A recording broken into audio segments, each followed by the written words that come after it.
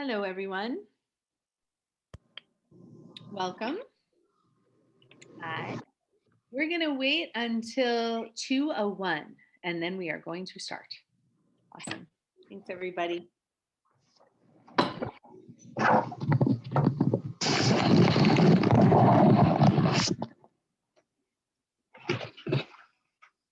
And if you all don't mind muting yourselves, and then we're going to call through everybody.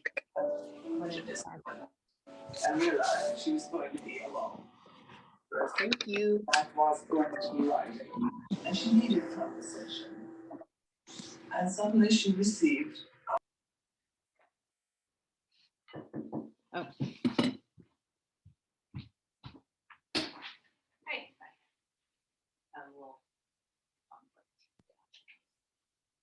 Here, umbrella. Great. Those two umbrellas. Yeah. Rainbow umbrella. Okay. I told them all we're going to start at 2:01. Cool.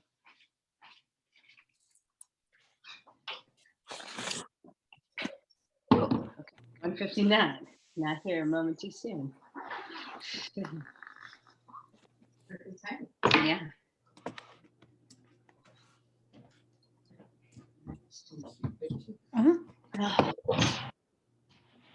Take notes. Wonderful. Sounds great. I will be timekeeper. Cool.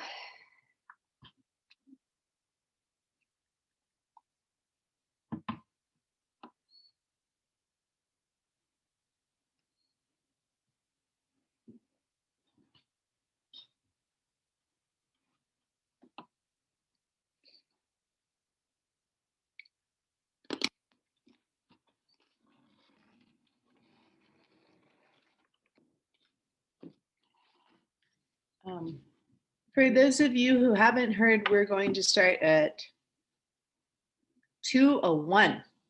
2 minutes.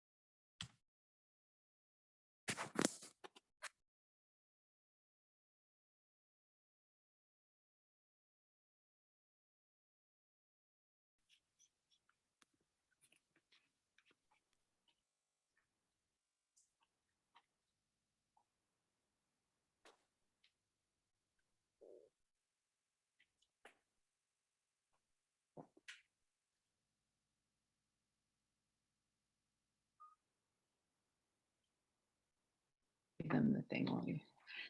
Hello, everyone. Welcome. And I'm Chloe. And this is, or I'm not Chloe, I'm Natalie. And this is Chloe. And welcome to this online garden school Q&A.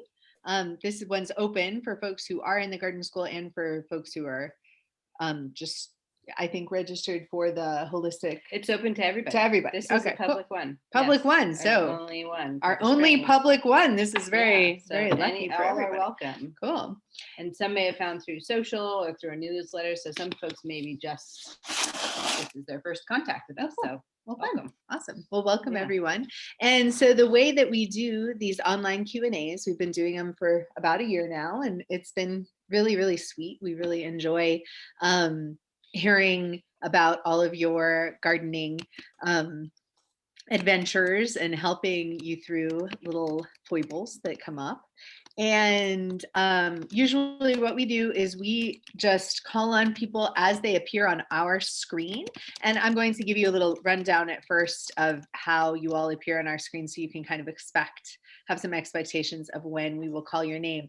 And then everyone gets 4 minutes. And so you got 4 minutes both for your question and for your answer. And so if you're able to keep your question pretty succinct, then it gives us more time to give you an answer.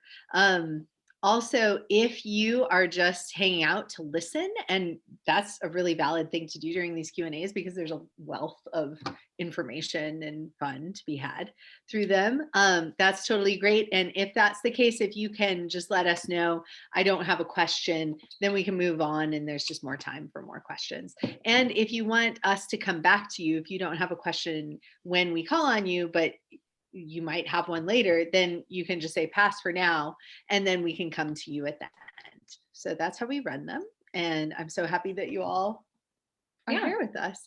And so the order that you are appearing on our screen is it Tamra, Stokes? Nice. And then Reed, Kane, Ruth, Rowe or Rao? Okay, Ruth. And then Cinda, Isabel, Hannah Lynn, Sarah, Sarah Andrews, Gianna, Andrew Snavely, which does not look like the Andrew Snavely I know, but I bet it's the Zoom. It's a gardening thing.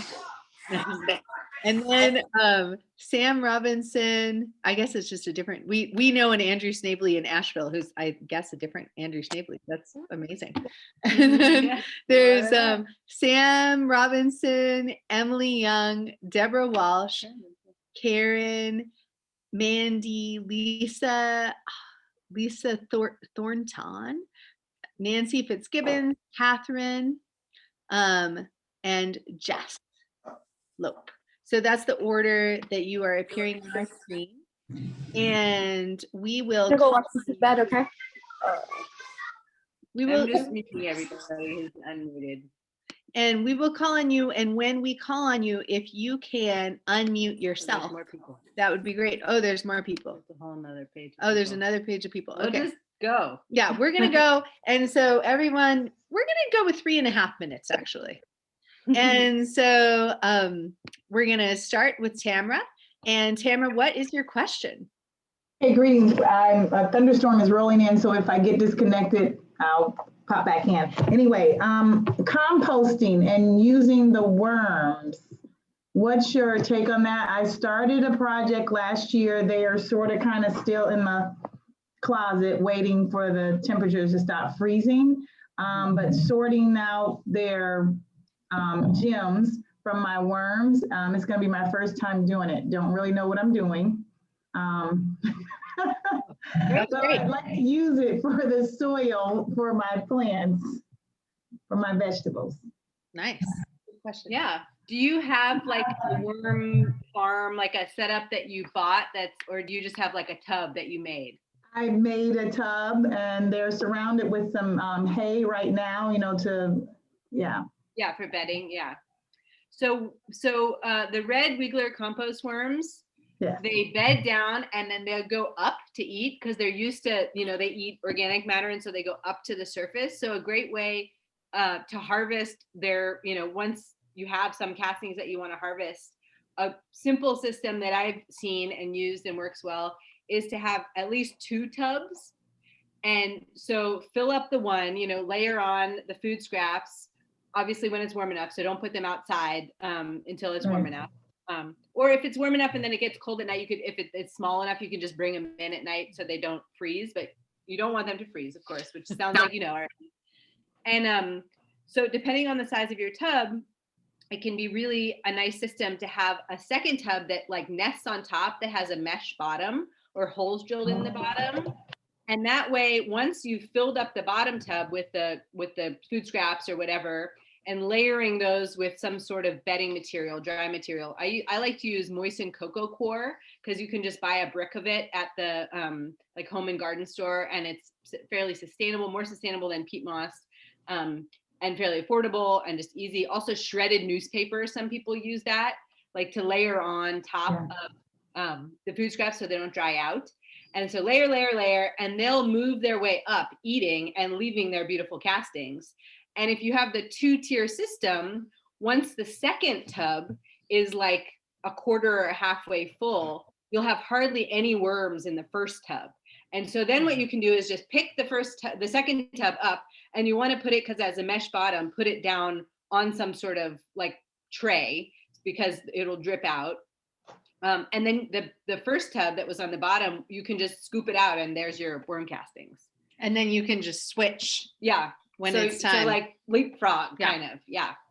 So I need to get another tub. I mean, it's sitting in another tub now, but I need to like cut the bottom off and put a mesh in there. So Yeah, and there's a couple good tutorials, and this is something that we've thought about adding to the gardening school, but honestly, there's so much content there, and we're just like trying to balance how much more content to add and how much to like put attention into these one-on-ones and or these Q&As and the live stuff. So it's just a balance for us, but definitely I will look for there's some good video tutorials on simple DIY.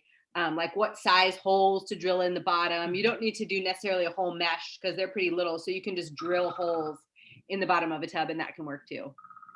okay. And then like container boxing, because I'm renting a place and I went and got the largest containers I could find to do my gardening in. I did okra and garlic, I think.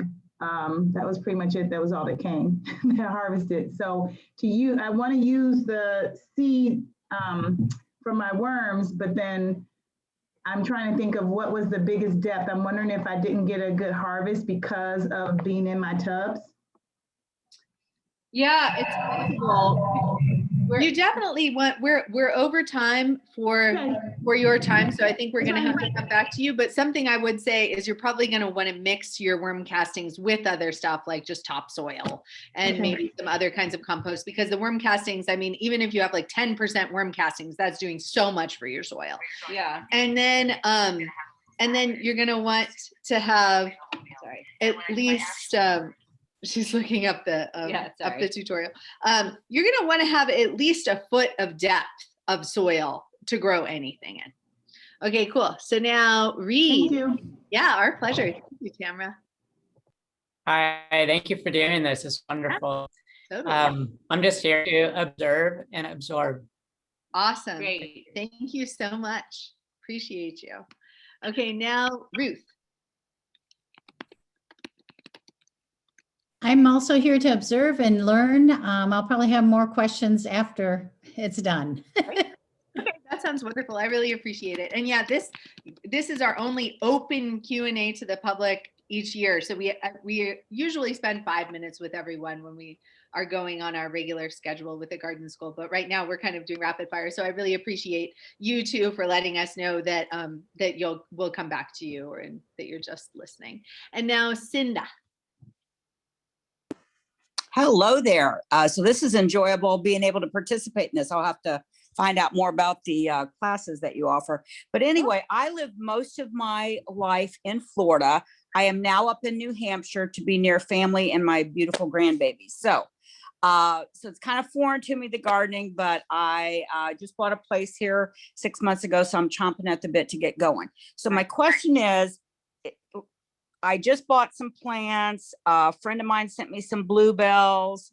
I have bulbs. Am I okay to plant things, or do I have to wait until after? Right now it's very nice out, but I think it will probably get cold again below freezing. So up here, do I need to wait? Can you remind us where you said you are? I'm sorry. I'm in New Hampshire. Okay. Cool. So we specifically focus on vegetable gardening. So when Okay. it comes to, I'll be doing those as well. So. Okay, cool. And when it comes to bulbs and stuff, that's some content that we will be adding. We have a different teacher who will probably be doing some Q&As specifically about flowers, but it's you. No, I do okay. some, yeah. I mean, a lot of bulbs are fine. A lot of bulbs you can plant in the fall.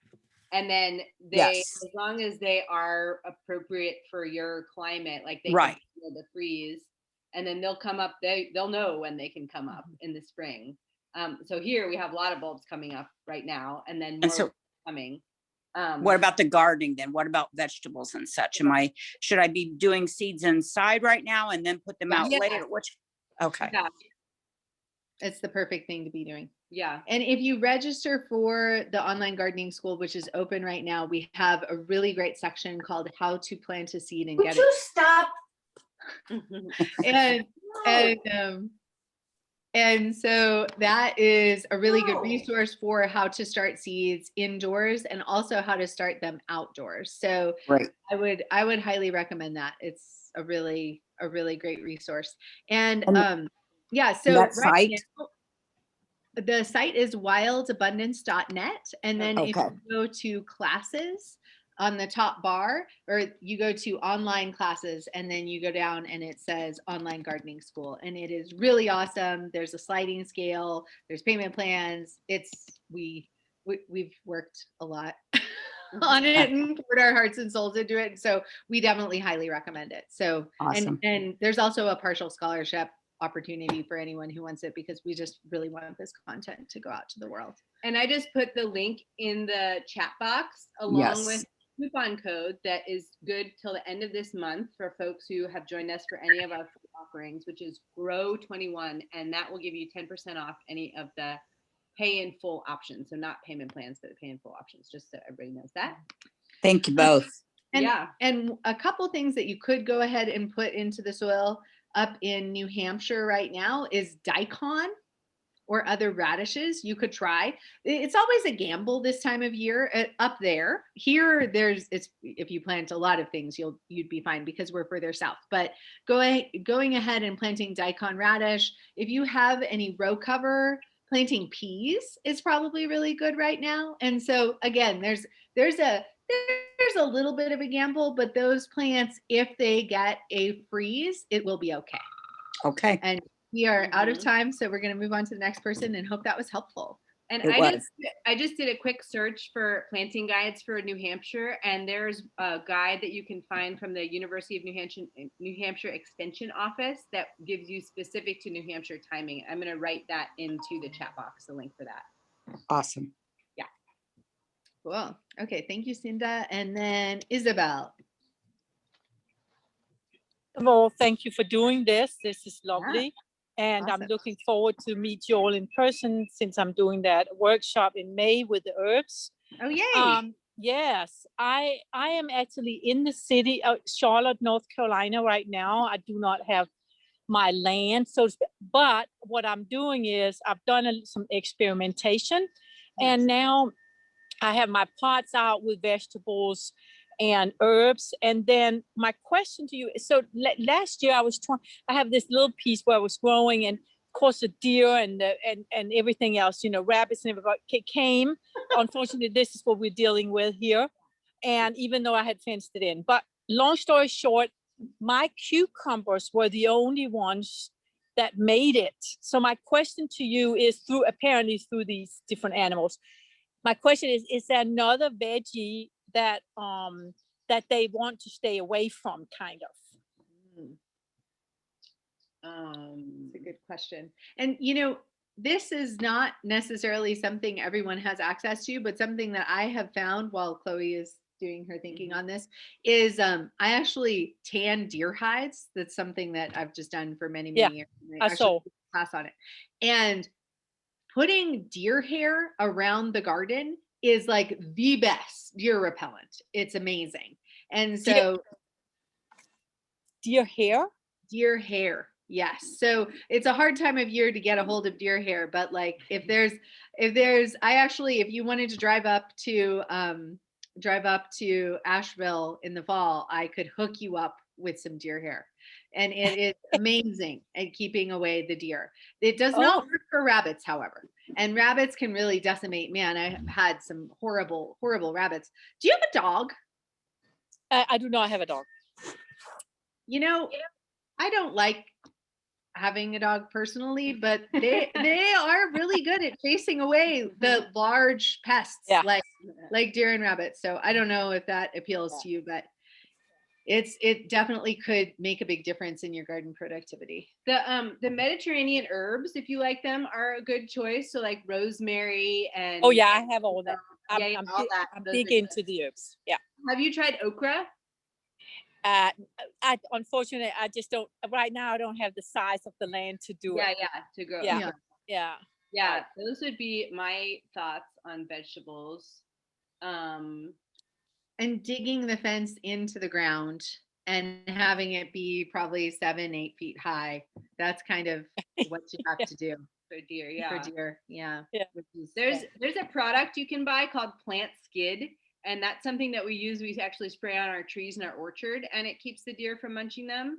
The problem with using it on annuals is that there's so much fast new growth that it only will deter them from whatever the Plant Skid is on. It's an organic product. It's made of blood actually with an emulsifier, so it doesn't wash off.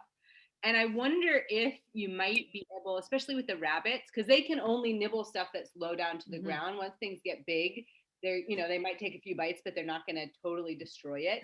So I wonder with the rabbits, if you could try using a product like that just to get things established, and then you might outgrow what they can reach. And then with the deer, you could maybe work more on your fencing, because What's the name of that product again? I'll write it in the chat. It's called Plant Skid. Okay. All right. Yeah. That would be something to try. Yeah. Good luck. Okay. Yeah. Yeah, Totally. thanks. It's a bummer. I've Yeah. experienced that too. Yeah. It's so Okay.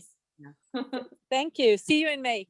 Yeah. Sounds great. Thank you. Great. Look forward to seeing you. Okay. Sarah Andrews. Hi, I'm just here to learn and absorb like a couple of other people. I'll be joining you, Natalie, in the garden this week. So Oh, yes. yeah, so I'm here to Wonderful. learn. I'm excited. Yeah, me too. Yeah, wonderful. Okay, so and that's Sarah is coming. We have this opportunity for a few people who are in the online gardening school who happen to live locally to come and volunteer at Wild Abundance and learn from me each week, which is pretty cool thing. And there's a little bit more space if anyone's interested. So the next person is Gianna, which I don't know if I pronounced that right. Hello. Hi. How are you guys doing? I'm over in Wilmington and I'm really excited because I just found you guys. So I don't have immediate plans to get out there, but hopefully at some point. Nice. So I have a really beginner question. That's great. Yeah, you might laugh at this one, but when you're talking about thinning seeds, do you, like if two sprout up in the same kind of place, do you take the two and separate them, or do you squash one and like just let one live? What does that mean? It depends. Usually you're squashing one or just pulling one out. Pulling it out. Okay. I'm surprised by that because it seems like a waste of seeds and like a waste of seedling. Totally. Yeah, I mean, the ideal, so most of the thinning that I do is when I'm direct sowing in the ground. And so you just can't, it's just like you can't avoid it. You have to sow more seeds. With some things like beets, each seed is actually a fruit that has 3 or 4 seeds in it. So you can't just sow one seed of beets because it's just the way botanically that the plant is. And then with other things, just in order to get the final spacing that you want, it's just what you have to do, either because the seeds are really small or because you don't know exactly, not 100% of the seeds are going to germinate. Yeah. So it's just something that you have to do. With some things, you can move them and separate them. Like if you direct sow cilantro, for example, you can sometimes move some of those plants and spread them out.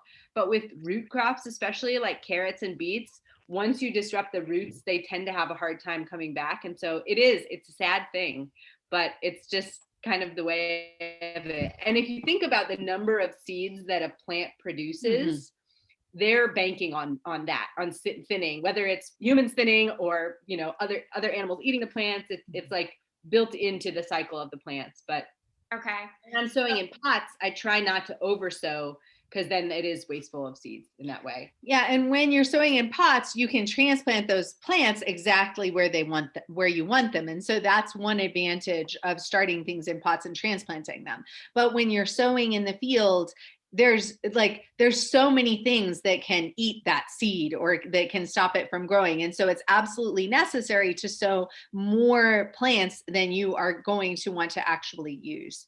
And that's just the way it goes. And if you don't thin, then your plants will be smaller and will have be more susceptible to disease and other problems. So it is, I've taught a lot of people in person as well as through the gardening school to garden. And it's one of the hardest lessons. And it often takes people a couple years to realize like, oh, Natalie was right. It's worth it. If I don't thin them, the plants will be really tiny and wimpy, and then I won't get as much food. So you're gonna have to have your own process with it, you know, but it's definitely really important and not necessary if you start in pots. Okay. I did start a lot of things in pots and kind of self-made flats this year. This year being my first year. Awesome. But that kind of leads to another question if I have time, which is I'm trying to get the hang of like how many of each thing to plant because it's just me right now. So I bought like 10 different kinds of seeds and I'm like, how many cucumbers do I want and how many watermelons do I want and whatever. So I'm trying to get down spacing, and is it different for each kind of plant? Like it is. It's very different, and the time just clicked. And I would just say, if you have the ability and the resources and the time, I would really check out the online gardening school because all of that is there, and it's pretty easy to access and super helpful. So yeah, and you can our keep pleasure. asking us questions. Yes, forever. Yes. Totally. Yeah, and we actually are doing these live Q&As every single week for the first 2 months of the online garden, or starting in April, we're doing it every single week. And then we slow down to once a month because there's just not as many questions that come up as the season progresses. So now, and thank you for those questions, Gianna, and I hope I pronounced your name correctly.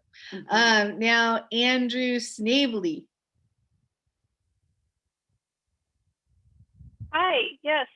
Whenever I listen to the video on mulching on the online gardening school, you convinced me to go with sort of in weighing the pros and cons, going with leaf mulching over like kind of the crispy feel of wood mulching. Mm-hmm. And just now that I have several inches built up, like covering where I put my peas in, and as I put other plants in with it too, if you have any really good tips for like managing the cons of having like thick leaf mulch in terms of like pests and stuff like that, if there's any like good habits for like kind of watching and like protecting like your plants or like getting through and being in that. Yeah. So I'm sorry that this isn't clear, and I hope that I talk about it in the peas, but I don't mulch anything that I direct sow until the plants are tall enough to be above the mulch, because they're not going to push through that thick mulch.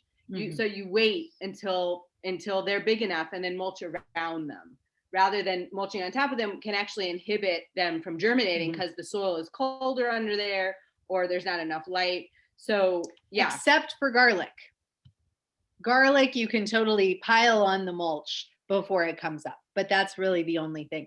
Yeah, seeds, no. Yeah, totally. So, and then as they grow up, like once they're like, 6-7 inches tall, then we will mulch them. And so the mulch can bring pests. So that's something that you have to definitely be aware of. We both, with most of our crops, feel like it outweighs like using a nice thick layer of mulch outweighs, because it offers weed suppression and it builds the soil and it makes it so you don't have to water as much. But it can be like a habitat for pests. I don't use mulch on my eggplant, for example, because it is like a breeding ground for flea beetles. And there's different plants where mulch can definitely like house nefarious creatures. But in general, I would say that it's worth it, but you definitely need to wait until the plant is tall enough to get through the mulch before you mulch. And I think the mulching video is really good at showing how to bring the mulch up to the plant, because you can also mulch the bed and then totally smush the plants under the mulch, and then you don't have any plants anymore because they all die just like the weeds under the mulch. So yeah. So be really careful with that. Is there more clarification of your question? You have like just a little more. This is great because I just planned them. I could give them that air still. And in terms of like managing the pests, like when you mentioned bringing the mulch right up, do you sometimes like not bring it all the way up to the plant to try and deal with that the pest issue? Yeah, it depends on the plant. But for most things, once they're big and tall and it's just going to be around their stem, then it's no big deal. But for example, with spring brassicas like kale and cabbage and collards, I'll not mulch for like a month or more because slugs come in the mulch so much. So it really kind of, you can just play with it. And this time of year, having some exposed soil is not as much of a thing because it's not so sunny. The rain is an issue, but it's not going to dry out. So yeah, just play around with it. And you can always shoot me a question in the mulching video in the comments box. And so if in the moment you just want some feedback on like, what about this plant? Then that's totally a way that you can get some guidance in the moment. And I think we talked specifically about the slug issue there too, which the slugs are the main things with the mulch. And it really depends on the year. Like if it's a really wet spring, then I'll pull the mulch off of pretty much everything because I don't want the slugs in there eating my stuff. But then I'll bring the mulch back in once it gets hot. And once it gets hot, then the slugs are gone. So that's kind of. And in the interim, you'll weed because if the mulch is off for any length of time, weeds will pop up. And so using a scuffle hoe or using some sort of method for weeding, because that's one of the jobs that the mulch does is keep the weeds down. So yeah, and balancing all those things. The scuffle hoe is great because you're still pretty much maintaining like a no-till approach, even though you're using. Because you're just disturbing the littlest bit. Okay, I think we would both love to keep talking about this and take the full 5 minutes, but we have to move on because there's so many folks with awesome questions. Param is next. Param, hey. Param is one of our students from in-person classes. Hey. We have a question.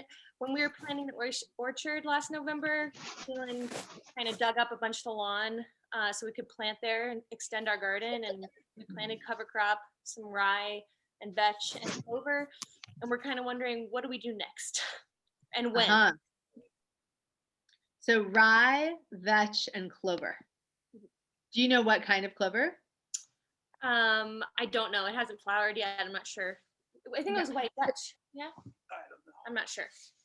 Okay, so there's different cover crops. So that combination of cover crops sounds like a combination that could be just there for a while, because you've got the rye, and then you've got the rye is gonna do its thing and then it's gonna die, and then the vetch and the clover could stick around. So you could make a choice that you want to go ahead and make that into a garden this spring, which I can walk you through those steps. Or you could just let that be for a year. The vetch will go to seed though, it'll self-seed. I've had trouble with that. Yeah. Some people have trouble with the vetch self-seeding. I haven't had trouble with it. It can like get a little intense, but it is a gorgeous plant. I don't know. There's a lot of back and forth about that. But let me walk you through if you do want to turn that into a garden this year. What I would do is I would wait until the rye comes up to where it starts looking like it's making seeds. At first, those seed heads won't be seeds. They'll just be rye flowers. And so that is the time, that's the optimal time to be harvesting any cover crop. Rye is the cover crop of those that is going to be the most troublesome. To like with certain cover crops like Austrian winter peas, you cut them and they die, which is really handy with a cover crop. Rye is a little trickier. You want to wait until it makes that seed head looking thing, which is at first the flower, and then you're going to cut it at the ground. When you cut it at the ground, which you could use if you're using a small, you're doing it in a small area, you can just use a comma or a small hand scythe, or you could use a scythe, or you could use a flail mower if it's a much larger area. And then you're gonna lay that rye down. There's a few different things that you can do. One of them is you can take like an inch and a half of compost and put it on top of that. And then you can wait, a few days for the rye and all the other cover crops to kind of die back and die down. And then you can direct sow straight into that. So, and that's a pretty awesome combination because you have all this cover crop that has done its thing and now is buried in soil. So all that cover crop is going to be releasing nitrogen. This is like a lazy way to lasagna garden. And then you're planting seeds into that compost or a combination of compost or topsoil. So that's totally a way that works super great. if you did the soil get amended before all of that cover crop got planted? It did. Okay, so if you are, another thing that you can do is you can cut it all down, and then if you're going to have paths in the garden, you can cut what's going to be the paths with a flat shovel, and you can shovel that soil on top. You can like flip it, and so then you can have like a cover crop sandwich that will break down, and then you can have soil on top of that. And then you could add a little compost, rake it really flat, plant into that. There's also a lot of other ways to do it. And I'm actually going to be filming a class this coming month about all the ways. So it's a very common question. Yeah, it's a super common People question. ask this question all the time. And it's a really good question. Yeah. So it'll be nice to be able to see. Yeah, it'll be awesome to see. And so that'll be in the online gardening school. And one last tiny thing is, if you're putting transplants in, you can just cut the cover crop, at the right time, because otherwise it'll come back when it's going to flower. And then you can put the transplant in, and then just use all of the green matter to mulch all of it. So cool. That was the very short version. Thanks, Karen. Thanks. Totally. Okay, and then we have Trisha Hughes. Hello. Can you hear me? Yes. Great. I'm also in New Hampshire. For our earlier person who had called out to you, if they want to reach out to me, they're more than welcome if they want to reach you and share. I have really quick for you I have maybe 7 beds in a garden space that is enclosed. We have a lot of rodent issues. We have a lot of deer here. The New Hampshire person is going to have some real challenges. But I would say there's a lot of nice natural things that we use. Cayenne pepper, sprinkling it around the garden, sprinkling it on our plants, spraying, things like that, just to keep them from nibbling, like you said, the new growth. And then once they decide, oh, that's not good, they leave it alone, and then you're pretty good. So I have these 6 beds, and I amended them all last year. Now I put in peat, compost, topsoil. I use seaweed for fertilizer, so I've got a lot of seaweed up here, and we use that. So I mixed all of that, but they're not all the same. Every bed's a little different because I hand mix and build them as I'm going. So I was planning on direct seeding on top with a layer of like a compost mix to, just to do 1 inch of that on the very top. Do I need to test every single bed to find out what my, soil is made up of? And if I'm going to do that, and we do have UNH cooperative extension, which is awesome, but it's, $15 or $20 per test. Now I'm looking at $120 before I'm even starting my garden. So I want to know, is there a better way or an easier way to sort of get a gist of, hey, this is a little too much nitrogen, or this is a little too much or not enough of something? Well, your plants couldn't hear you. So your plants will tell you. Okay. They'll give you, if they're not going to give you the exact parts per million of anything, obviously, but if you have way too much or way not enough of something, then the plants will tell you. So the thing with the soil test, if you're in a new place for the first time and you just have no idea, it's not like a raised bed where you've mixed in things, then a soil test can be really helpful because it can give you a direction to go in. And then over time, as you add different amendments, testing the soil every 3 to 5 years is usually what we do, is great just to kind of gauge the impact of your management on the soil and notice any flags of like, oh, whoa, I've been amending with lots of manure and now my phosphorus is way too high because of the balance of those nutrients in the manure, that kind of thing. But you don't need a soil test to plant a garden. And it sounds like with the things that you mixed in, that all sounds great. The only thing that I noted as you were talking was the peat, because that can be acidic. That is acidic. And so it can acidify soil. So one thing you could do is you can just get litmus paper and test the pH of the soil, or there's soil pH kits, like home kits that are pretty cheap. And that I would do because you added the peat, and pH can really affect all the amazing nutrition in the seaweed, for example, might not be accessible to the plants if the soil is too acidic. There's this whole relationship between, you know, the forms of nutrients and how available they are to plants and the acidity of the soil. So that's the only thing that I would be like, I don't know how much peat you added. I don't know what else you add, you know. I add calcium. I add garden calcium and lime also to compensate for that. But a litmus test would be great. I don't really have a good idea where I'm at. So those are cheap and easy, and you can just do yourself. Perfect. And you can just get it and then have it on into the future. But other than that, I would just plant some things and see how they do. And then with nitrogen, if you find that you have low nitrogen, if your plants just aren't growing well, there are lots of things that you can add as liquid amendments while they're growing that will actually give the nitrogen when the plants need them as they're, you know, doing that green growth. So you can kind of play with, if you're noticing a deficiency of something, you can play with it this year by adding liquid amendments or top dressing. And then maybe next year you're like, oh, wow, I'm going to add some, you know, alfalfa meal or something that's going to be a more like mixing into the soil, slow release nitrogen for next year. But if I were you, I would just plant stuff and observe.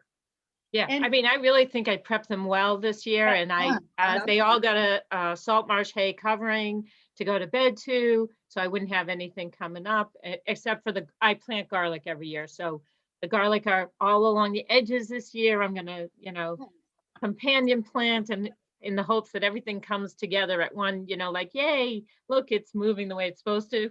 I'm kind of a haphazard gardener. Yeah, it sounds like it's fabulous. And it's Did you want to add one more thing? I want to mention a couple things. So one is that if you just joined us, what we're doing is we're just giving everybody 3.5 minutes for the question and the answer. Sometimes we get really excited, so it goes a little bit over.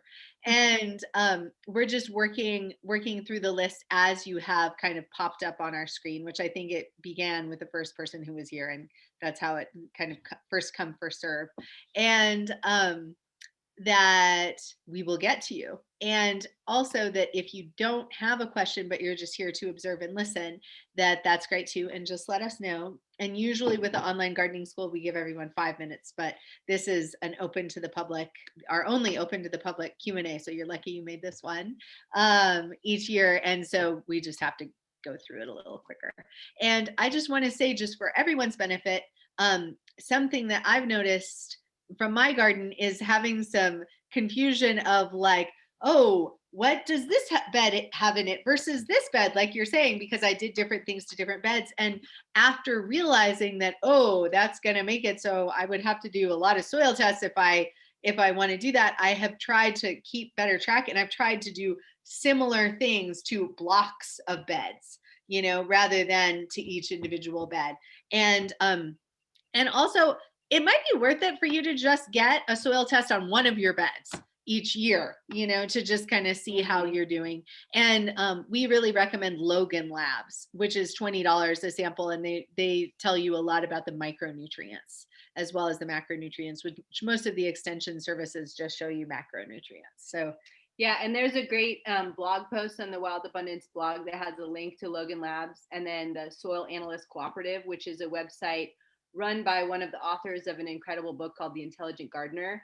And on there, they will help you interpret the soil test results, which is really helpful, because sometimes you get it and you're like high, low, but other than that, what does this mean? And what does it mean practically? And especially, what does it mean practically with organic management? And that's what the Soil Analyst Cooperative is focused on. So they don't use any chemicals. They have all of that is on the Wild Abundance blog. You can just do a search on the blog for soil testing, and there will be links there. Yeah, they actually tell you how many pounds of what organic amendment to use. Yeah, based on very your soil helpful. test. Michelle McCalla looks like, are you there, Michelle? Otherwise, we might come back to you. Oh, there you are. Hooray! Awesome. Hi guys. Just a couple quick questions. Love your growing school class. Been watching it this year. I have one bed that I have ready to go. I'm going to put tomatoes in it when they're ready from inside, but it's empty. Should I be putting something in it now to keep it, I don't know, covered or active until I put my tomatoes in it. Where are you? Here. In Asheville area. Okay, cool. I would just put mulch on top of it personally, because it's not going to be that long. If you were planting sweet potatoes in it, then I might say maybe plant some Austrian winter peas or some oats, a little bit late for oats, but like some other cover crop. But at this point, I think putting mulch on top of it is a great thing to do. Grass clipping would be super great. Hay or straw or something. Okay, cool. And then another question, in my other beds that I haven't cleaned out yet, I've got all these green things growing. I'm sure some of them I could actually use right now. I don't know if you can give any guidance on what is popping up that I didn't plant that I could possibly still eat. Yeah, there are edible weeds of the month and the monthly lessons in the gardening school that cover most of the weeds that you might see. So that's the stuff that's coming up now. Yeah, take a look at those, and that really shows you ID and different ways to cook them. But the ones I'm noticing in my garden, chickweed especially, is really happening and delicious. Field garlic or wild onions, those are yummy. What else is delicious out there? Nettles, if they happen to be in your bed. Yeah, and hopefully you don't have nettles in your raised bed. Well, I have some in some of mine. Dead nettle, which is also known as purple pagoda. That's one that lamium. Yeah, totally. That's another one. But yeah, if you're already part of the garden school, just check that out. And it's every month we go through the edible weeds of the month, and that will be. I thought that was only for during growing season, but those apply for now too. Okay. All through the year. Yeah, just look at the March. Oh, hello. What are you doing here? Just look at the March lesson, and then there'll be edible weeds of the month. Okay, perfect. Thank you. Thank you. And now, Megan Scroggs. Hello. Hello. I'm here in Asheville also, and I just signed up for the growing school, but I haven't gotten into it too much yet.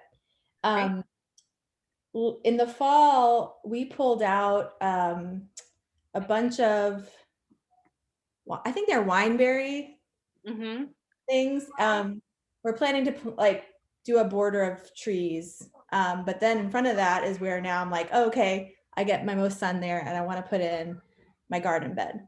But it's been sitting uncovered since like November, and so my question is, well, one, should I do the test? And then like, what are the things that I need to mix into it, since it's been kind of sitting uncovered with nothing on it for months?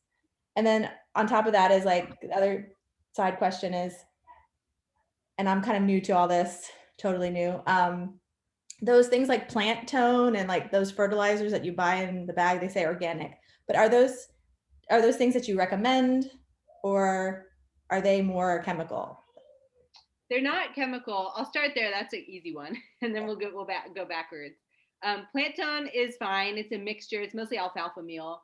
There's some kelp in there, and I think some feather meal. It's just a pre-mixed, balanced, organic amendment mix. The advantage is that it's all mixed up together, and they work well. It's good. The disadvantage is it's a lot more expensive to buy in the premix than just to buy a bag of each of the ingredients. And some of the ingredients are cheaper than others, and so depending on the area, depending on your budget, just buying a bag of plant tone can be great. But if you don't need it all mixed up like that, then you can just buy a bag of alfalfa meal or feather meal.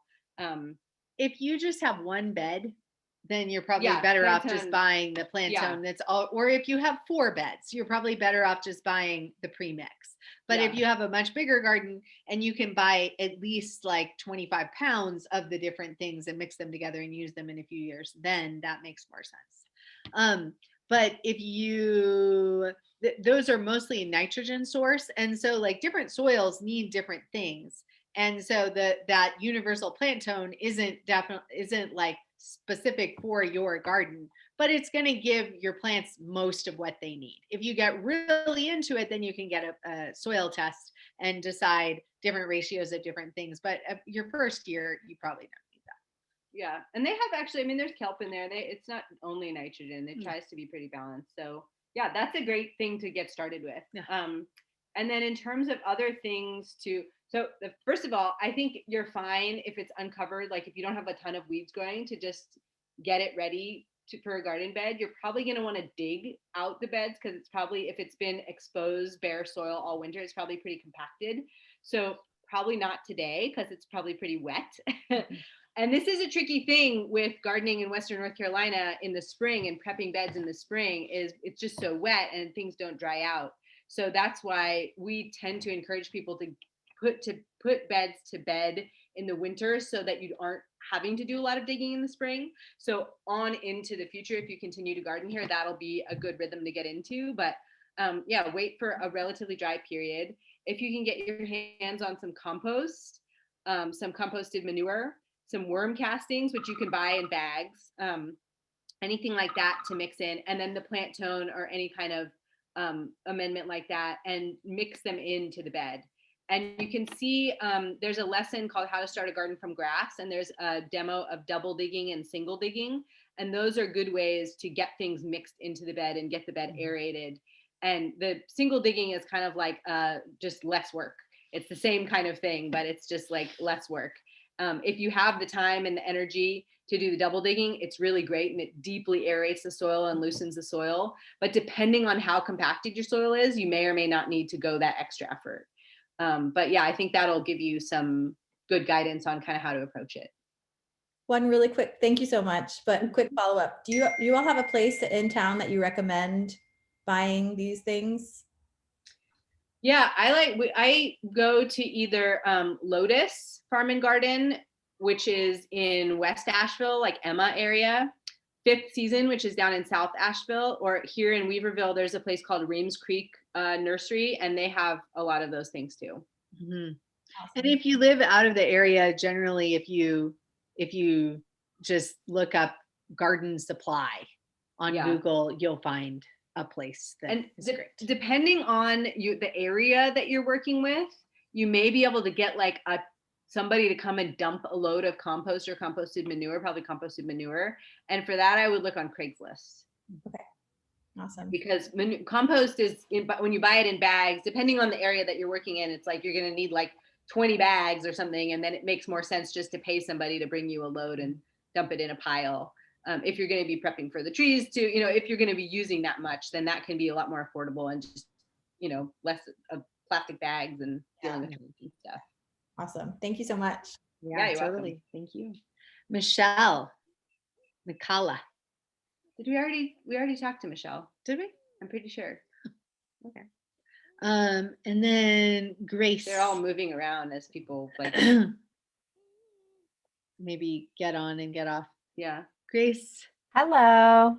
Hi. I am in Austin, Texas, and I am wondering about weeds. When you prepare a bed and you leave it and let a round of weeds grow, what do you think is or are the best ways to kill those off before putting your transplants in? Mm-hmm. Go ahead. Okay. So there's a lot of different ways to do it. So what I do first, if I'm dealing with that sort of situation with spring weeds, is I look for the weeds that are going to persist, especially ones that have taproot. So I'll look for dock is one. I don't know if you have it in Texas, but it is one that will just like, you can pull the tops all you want and they'll just keep coming back, and it is very large, so it will smother whatever plants are growing around it. So I will take a shovel and I will dig out the dock. If I have dead nettle growing in the bed, I will pull out all of the dead nettle tops because I don't want those seeds. Like you don't want a bunch of seeds going back into the bed. So that's a big one. So I'll pull out all of those dead nettles and I'll put them, I'll either hot compost them or I'll just put them in the paths. And then I will, here we have a lot of weeds, specifically chickweed this time of year. Do you all have much chickweed right now? No. Probably past chickweed. Yeah, and it's dry. Yeah, I mean, at that point, once you pull out the weeds that are really pernicious, then I will just go ahead and use a scuffle hoe to kind of knock back the rest of the weeds and to cut them off at the roots. And then I can go ahead and transplant into it. If you're transplanting into a bed where you're concerned about weeds maybe coming back, depending on what you're transplanting in, it can, and probably where you are at, you don't have a lot of slugs. So I would just go ahead and mulch pretty heavily at that point.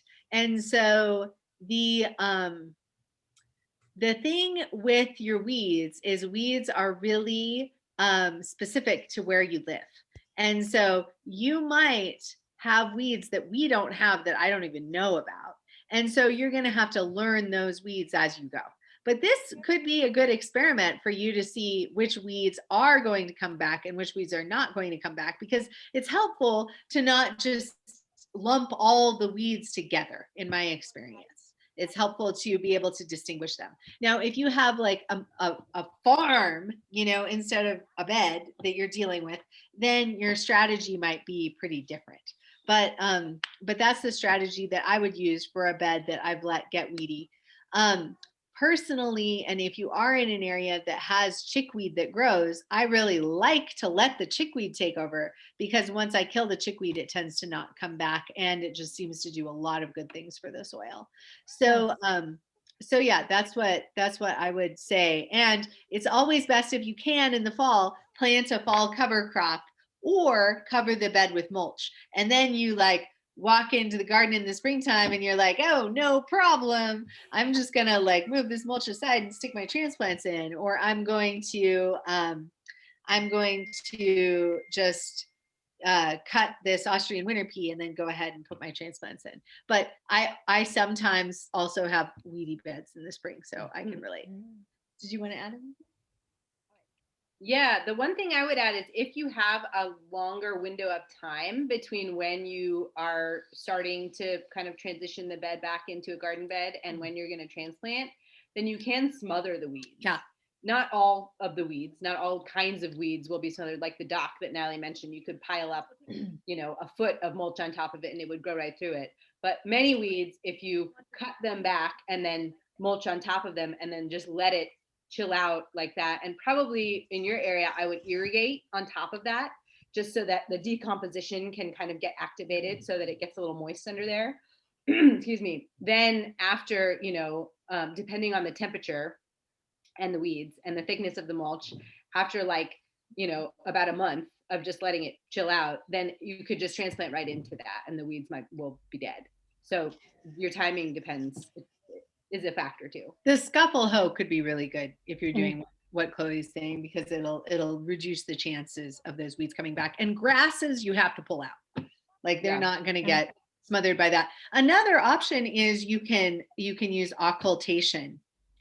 You could put black plastic or landscape fabric or cardboard or whatever, and that's going to kill things even better than the mulch will. Do people ever use chickweed on purpose for whatever benefit it provides? I do. Like a cover crop? Yeah. Yeah. Oh, interesting. Yeah, and I always harvest my chickweed after it's gone to flower, so then in the fall it will come back. Hey. Because here where we live, it doesn't grow during the summertime. So it's, I definitely have harnessed the power of chickweed. Thank you. Cool. Yeah, and we eat it a lot. It's probably the most nutritious vegetable in your garden. Mm-hmm. And now Andrew, the other Andrew. Hey y'all, good to see you. Remember you? Yeah. I've got some oats that are coming up. They're maybe 3 weeks-ish, but they've been out and they're, I don't know, to my shins, I guess. And some spots are thicker than others. Some seem to, I guess, in broadcasting it, it wasn't super even. I'm wondering, should I be thinking about thinning those if I want to use the oats for oat straw, or even to see if I have a whole-less oats. Okay, just leave them. Yeah, you're fine. Cool. Another thought, because I'm in a more urban area, I'm using pots quite a lot, and things that survived from last year, sage, lavender, those kinds of things. Should I be fertilizing those? That's a good idea. Yeah, I think that's a good point with any sort of container gardening, like the nitrogen will get used up, and probably some of the other nutrients. So yeah, it's a good idea. But you can wait to fertilize them until they're really growing again. Because if you add, especially nitrogen-rich fertilizer, if you add it when the plants can't utilize it, it just washes out in the water. So yeah, you could maybe like put like a powder fertilizer, like the plant tone or something, like kind of scratch it into the top surface of the soil, because that's a slower release now. And then if you notice that might be fine, that might be enough. But if you notice that they're kind of not growing well, once it's warm enough for them to be really sprouting back, then you could use a liquid fertilizer as well. And because they're taking up a lot of the room of the pot, I don't need to worry about burning necessarily. Not with the plant tone, with the powdered fertilizers. And then with any liquid you use, just make sure that it's well diluted. And don't pour on top of the plant, try and get your watering can or whatever around the base. And if you're ever using blood meal, just make sure that it's not touching the stem of the plant. Okay. Again, with pots in particular, I'm curious for this area. I noticed planting calendar herbs are more for April, it seems. Do you notice a big difference in planting herbs now versus a little bit later with like the ups and downs of temperature? I mean, it depends on what you're planting. If you're planting basil, you want to wait until after danger of flash frost to transplant it in. You could theoretically still plant basil indoors, but at this point it's getting a little late to start it indoors. You might end up just wanting to buy it once May rolls around. For cilantro and dill, I would wait until April to start your successions, because cilantro and dill are best planted in successions, because they just aren't, when you plant one seed of a cilantro or dill plant, that plant is not going to last through the whole season. Eventually it's going to go to flower. And so it's good to plant them I plant them every 3 weeks or so. And so you could start planting now if you hit a warm spell, but it's probably better to wait until April or May. Cool. Because they don't like cold, those plants so much. The cilantro, I've sown some cilantro. Yeah. The cilantro is fine in a little cold. It doesn't like to germinate in cold, but once it's growing, it's hardy to 15 degrees Fahrenheit. So but it doesn't like to germinate. None of those carrot family plants, the carrots, the cilantro, the dill, their germination temperatures are higher than like brassicas or something like that. So they'll like warm temperature to germinate. Yeah. And like stuff like chamomile. Chamomile, we don't actually deal with in the gardening school, but chamomile, that can be sown much earlier in spring. Yeah. Oh, okay. Yeah. Thank you. Cool. I've also got some cumin. About. Have you all done that before?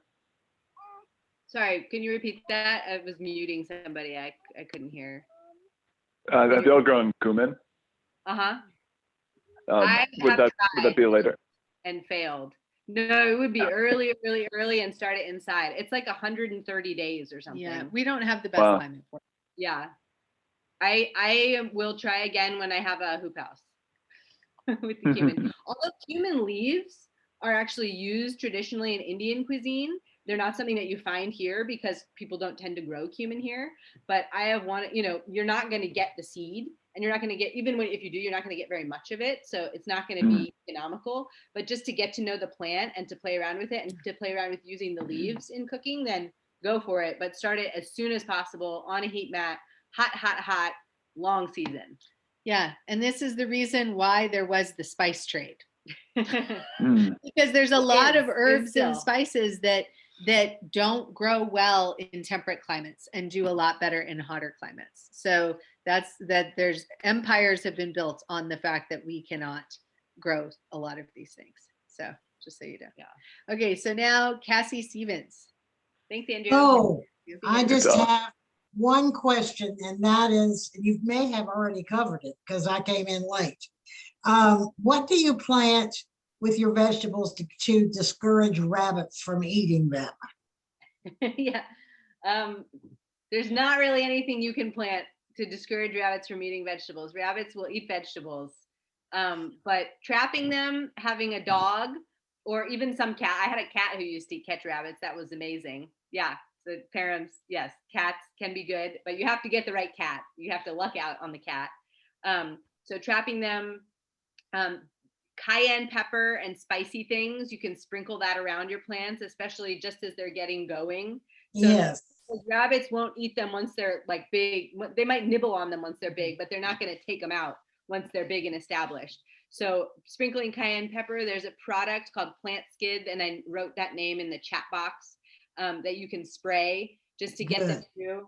And then, you know, fencing, although rabbits can get through most fences. They can. Yeah. They Yeah. can. Yeah. And I think that there's a lot of people who would claim that certain plants can keep rabbits, like marigolds and it's not. I don't think it works. I've tried it. No, I don't think it works either. So thank you so much for your question. And we went a little bit more into it a little bit earlier in the Q&A. So I don't want to spend a lot more time on that question now just because we did, but that this recording is going to be available. I don't know if you're a garden school student, but if you are, this recording will be available there if you want to watch that and go more into detail. I actually was thinking about putting it on YouTube too, because a couple people asked about because they couldn't make it and they wanted to watch it. So we'll put it. So we'll on put YouTube. it on YouTube also for those of you who are not garden school students. And yeah, our pleasure. And I also just want to say again, usually we have more time because it's just garden school students in here. So I just am sad about being a little rushed, but because I want to give all of you lots of attention. So, and all the questions are such good questions. Yeah. And I mean, I learn from these sessions, and I hope that all of you are learning from each other's questions too. Yeah, because we're all going to run into most of these issues, and so it's great to just kind of workshop them together as a group. And just so you all know, if you came late, we are calling on people as they appear on our screen, and we still have another like 15 or so people to go. So just so you know, we will get to you. And the order that we're going to go in, just so you know, is I did not get a chance. Will be one person. The first person. Reed, I don't think we got to Reed. We did do Reed, right? Okay. Reed, we got to you. And then it'll be Alicia Savoy, Lisa Thornton, Jess Lope, Kitty Love, who we know. It's fun. It's fun when people show up that we know. Emily Young, and it's fun if we don't know you too. Leanne Brown, Erin Thomas, Karen, Angelica. Where'd she go? Angelica. And then Deborah Walsh, Mandy, Anita, Kristen, and Bree. So that's the order we're going to go in. And if one of you, if you've heard, if you're like Bree and you're the last one and you only have 10 minutes or something, you can let us know. If you can hang out and go in your order, that's helpful. But if you really can't, then just let us know. Yeah, just do the little hand raise thing. Yeah. Okay, cool. So we're going to go with the person I did not get a chance, still did not hear my name, whoever you are. That's just what it's telling us is your name. And your hand raised. Your hand is raised, whoever you are. Here, we're going to unmute. I apologize. Thank you very, very much. And thank you for addressing that very quickly. I appreciate it. Yeah. I just got a wrong message. I thought maybe you are just done. I apologize. I was wondering, I'm a beginner gardener, so I just want to know a basic understanding. One, I just tried composting last year, and I have wild leaves on my vegetable garden. It's by just like 4x10. So it's still leaves. It did not compost, and I'm in Vermont. So I'm wondering if there are any tips, or do I have to now what do I do? And then I just want to know how to start a small garden. When you were composting, did you just put leaves on, or did you put other things in your compost? Okay, so I am composting and I put other things in my compost, but in this thing, I just put a few other things when they were like 3 months, 4 months old, right before the winter storms came, right? So I think I have very little of that stuff, but generally I put tons of leaves in it and the leaves are as is. Yeah. Mostly the leaves. I bet they're not as is underneath, but because you're in a cold place, all of the microbial organisms that are going to make compost happen are asleep. Mm-hmm. They're not active when it's cold. And so, yeah, leaf mulch will compost much quicker in warm, wet, which we have a lot of here. But, and so once it warms up in Vermont, you'll see that the leaves turn into this beautiful black sort of layer of compost on top of your soil. But over the winter, they're not going to do a lot of composting in Vermont because it's too cold. Whereas in your compost pile, because of the mass and because of the nitrogen of the things that you're adding that are not leaves are high in carbon, they don't have a lot of nitrogen, then that's going to create its own heat. So with the leaves, you didn't do anything wrong. It sounds great. It actually sounds like a perfect environment to plant into, or you can rake the leaves aside once it warms up enough to plant into those beds. And the leaves actually did more than you think over the winter by protecting the soil. And I'm sure on the bottom layer, some of them did decompose and add some nutrition and organic matter to the soil. So here's my follow-up question. Sorry. Yeah. One quick thing is when Chloe said plant into, she is talking about transplanting into. If you're planting seeds, you would always rake the leaves aside before you plant those seeds. Oh, you are just so awesome. You got my question as I was about to ask. So I'm going to just quickly say, yeah, you are awesome. So I'm going to quickly, so what I'm going to do is rake them on the side and plant small plants in it. What I have just started little seeds inside. This is the first time ever I'm doing seeds. What time? Thank you. So I actually see very, very little budding coming out. So at what should I just transplant into a fresh soil first inside for a little bit? They are right now in wet tissues, you know? Wet paper. Okay. Yeah. So you want to wait until, so your transplants that you're starting inside, first, they're going to just have 2 leaves. First, they're going to have their cotyledons. And so you want to wait until they have true leaves. Like from the cotyledons, there's going to be real leaves that come, and you don't want to mess with them until they have real leaves. And if you're in Vermont, I think most things, well, not most, like lettuces and stuff like that, you can transplant out probably in the middle of April, probably early April. But like things like tomatoes, you're not in Vermont, you're not going to want to put them out until early June. Because you want to wait till any danger of frost has passed. And so for things like tomatoes, you will probably be transplanting them up into a bigger pot inside before you transplant them outside. Got you. What I was just asking was this right now they're in wet cloth kind of. So do I transplant them into little soil right now, or should I just wait for this to be going? Yeah, okay. Transplant them into little soil. Yeah. Okay. Yeah, you are awesome. Thank you. I'm going to put in the chat box a planting guide for your area from the University of Vermont, from the Extension Service there, and that will give you more specific timing for your area. So I'm just going to write that link in the chat box, and you can. Thank you. Thank you very much, and you are super awesome. Thank you. Good luck with your garden. Yeah. Totally. Thank you. Thank you. Bless you guys. Thank you. Bless you too. Can you put the arrow on? Yeah. Yeah, we talked to her. Grace. I think we talked to Grace. Drew, we did. Sorry, Ruth. Did we do Ruth? We did Ruth. Okay. Let's go with Alicia. Okay. Hi. Hey. Hi. I did come in about 10 minutes late, so it's possible that somebody else asked this, but I am wondering about preferred reference guides for planting, planting guides, specific to the Asheville area. I've seen ones that are general, like Zone 7, but if there are ones that you'd recommend that are more specific locally. And also, I'm a recent transplant, and I'm also a like super beginner in gardening, and so I'm kind of wondering about like initial approach. I mean, I'm going in with a permaculture approach, but I'm also wondering about like planting by like moon cycles, or that kind of thing. Like, or am I getting ahead of myself?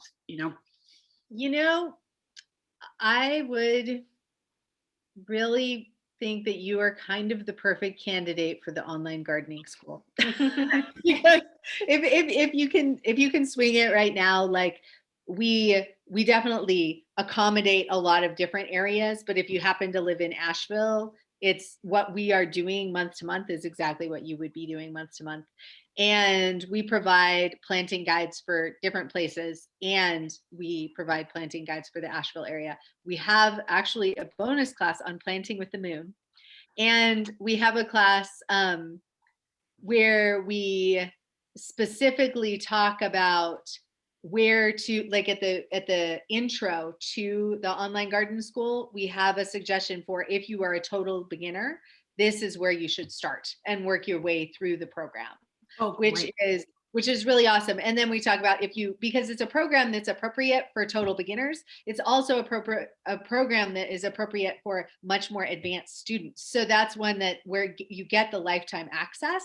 It's like really useful. Like you're not going to there's no way a beginner is going to get through all the material in the first year. Like this is a program, and this is something that's not necessarily the best thing for marketing, because we're I mean, there's just, we put so much energy into creating so much content. And as far as I know, it's like way more content than any other online gardening program, but we also make it so that there's a really easy way for beginners to approach all of it and not get overwhelmed by like giving a really clear pathway to follow. And then you can start with, how to plant a seed and get it to grow, and what does a garden need, and all these basics classes of like what tools are absolutely essential, which tools are nice to have, how to transplant a plant, how to the best ways to weed, all of these types of things that are basics. And then from there, there's just this jumping off pad to like all sorts of stuff. What did you say? I think shoot. Somebody else. Oh, okay. We're talking to? Yeah, we're talking to Alicia. Okay, cool. Well, I just want to say one more thing, because is that okay? Yeah, that's great. We have 30 seconds. I think that I agree. I think our program that we've created is amazing, and if you can afford it and have the time and want to learn online and want to have access to these kinds of conversations with us, then I really invite everybody to join. And if you can't or don't for whatever reason, and even in addition to the program, the thing that I like to do for regionally specific guides, there's two things that I like to do. One is to contact the extension service, so the agricultural extension office, and there's one in Asheville, and the one that I actually deal with more, because we're in North Buncombe County, is the Madison County one. So depending on where you are, and it's just more of a rural county in Madison County, so whatever county you're in, you will have an agricultural extension office and an extension agent. And those folks, their job is to answer questions and to guide people in any kind of agricultural pursuit, from one pot with a tomato in it to all the farmers in the area. So that is a great free resource that a lot of people don't take advantage of. And oftentimes there's classes there. They have printed out guides that I know at the Asheville one, you can just get growing guides that are printed out, go into their office, and there are things that are printed out. So wherever you are, you have an extension agent, and that's a great resource. The other one that I like to do if I'm in a new area is find the most local seed company. And seed companies often share incredible resources and growing guides. So for us in Asheville, that would be So True Seeds is our most local seed company, and they have a lot of great free resources on their website. And then I also really like Southern Exposure Seed Exchange, which is in Virginia. So it's a little bit different, but there's a lot of overlap, and they have been around for a long time and just are fantastic, both in terms of seed quality and their growing guides. So for any of you out there, like moving to a new area or wanting to find localized information, those would be the two avenues I would recommend exploring, because they're really rooted in the place where you're at and they are hands-on. So yeah, that's gonna hopefully Thank guide you. you in the right. Oh my God, Yeah, amazing. Yes, thank you. Yeah, thank you. All right, our next person would be, I think Kitty maybe Love. Kitty Love. Yeah. Did we ever do Isabel? No, Isabel Okay. popped up. Actually, I think let's go with Deborah Walsh. Yeah, yes, you did do me. Thank Oh, you. okay, cool. Yes, thanks. Okay, Yeah. cool. Awesome. Okay. So Kitty Love, I'm sorry, there were a couple people who were before you and we didn't notice them. So we're gonna go with Deborah Walsh first. Hi, I live in Ithaca, New York, and I was wondering, I didn't plant garlic in the fall. I was wondering if it's still okay to plant garlic in the spring, and if so, when it would be ready then. It's not worth it. Yeah, you can plant it, but it'll just be small and dinky and not really worth it. So at this point, I would just wait till the fall. Yeah. And another thing that you can plant is garlic chives. So garlic chives is a perennial herb that is wonderful and basically will give you garlicky flavored greens for months and months and will come back year after year. It's one of the first greens that I eat in my garden. I forget about it. I'm like, oh, the garlic chives. And it's really fun to have in the early spring. So if you just feel excited about some garlicky flavor from your garden, I would suggest getting, and I wouldn't, I don't know if you could plant that from seed. I just got a division. So somebody had some and they gave me, dug up a little, broke off a little chunk. And you could probably buy a plant at a nursery. And then you can have, it's not the same as garlic, but still a homegrown garlic flavor for the spring. And then, just plant the garlic in the fall. And that's what's so great about annual gardening, which I really appreciate, is like, if you miss it, if you miss the window to plant such and such, if you miss the window to plant garlic or to plant peas or whatever this year, you can just wait until the time comes around again. And that's just something that I really appreciate. So thanks, Deborah. Thank you. Yeah, totally. And now we're going to Kitty Love. Hey, how's it going? Good. How are you? Good. I'm doing great. Awesome. I almost didn't ask a question because I just didn't feel like I have enough beds to merit it. But then I remembered that I'm having an onion adventure and I thought I'd ask you about it. Cool. Onion adventure. I love onions. So I got unidentified sets from someone last year and I planted them and they never got bigger than like a golf ball. But I guess I didn't get them all out because now, surprisingly, there's this one that is still there and it's sending up the proverbial like 3 shoots. And now I'm thinking, because I started reading about it and something told me either have to have long day onions or short day onions or something. And I don't know which kind we're supposed to have. Tell me that. And then it also makes me wonder, should I just be like wintering over these onions? Because the one I forgot is apparently doing great. Well, onions, this is part of the adventure with onions, are a biennial. And what that means is that the first year, they spend a lot of energy making that sweet, pungent, delicious bulb.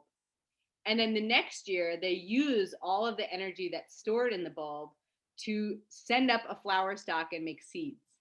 So your onion that overwintered is going to look like you expect an onion to look for a little while. And then it's going to send up a flower stalk and it's going to make seeds. And as it's doing that, the onion is going to turn into mush. So you're not going to get another onion from this onion plant. Oh, no. But you will get onion seeds. But it sounds like it's not the variety of onion that you want to keep growing in your garden. So you could keep it just because it's beautiful. And allium flowers are actually extremely attractive to pollinators and to beneficials. So if it's in a convenient spot, to just let it grow so that you can get to know that like part of the life cycle of the plant, which I think is really beneficial, and have a pretty flower in your garden, then go for it. Otherwise, I would dig it up. And you can eat the greens. So have some spring onions. That's what people call spring onions, is the green part. I mean, there are onions that are grown for spring onions, but you can eat the greens. They're really good. Yeah, they're tasty.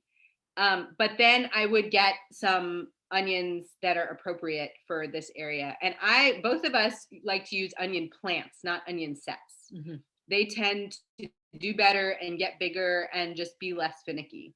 So those are my thoughts. And for here, we want day neutral or long day. Long right? day. Yeah. Because even though we have a shorter season, than like say Charlotte or something, it is the day length. The day length. And so it has to do with latitude. And that's it. And I ordered 1,500 onion plants from Johnny's, and I don't need them all.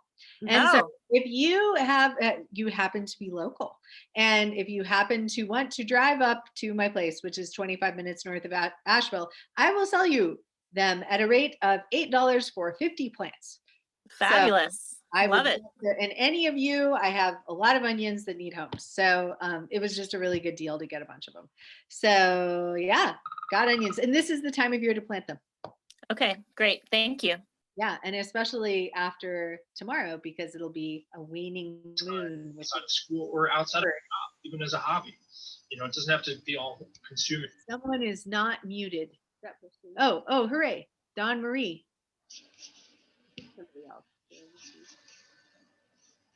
Dawn Marie, it is your turn. Good, you're not, oh no. Yeah, start talking. You're unmuted. Sorry, I just joined in. I had was on a family phone call, so I'm not quite ready with the question yet. We'll come back to you. Okay, thanks. Okay, thank you, Dawn Marie. Lisa Thornton. Hi, thank you. Yeah, of course. So I'm in central Kentucky, and I've inherited some land that was being used, but it was being leased to a tobacco farmer. But I want to build on it and start sort of I don't know what, a garden, a food forest garden, something like that. So, but for now, what should I be doing to prepare the soil? Because I know it's been having chemicals put on it for a long time. Well, what I would do, depending on your time frame, the thing I would do is plant a cover crop. So if you can, I imagine it's like a big open field, right? That's been tilled and plowed. So yeah, I would hire somebody who has a tractor, and you can buy the seed yourself probably and have them spread the seed, depending on how big it is. You could just broadcast it, and you can find someone who has a tractor, usually like at a local gas station. I have a tractor. You have a tractor. Okay, great.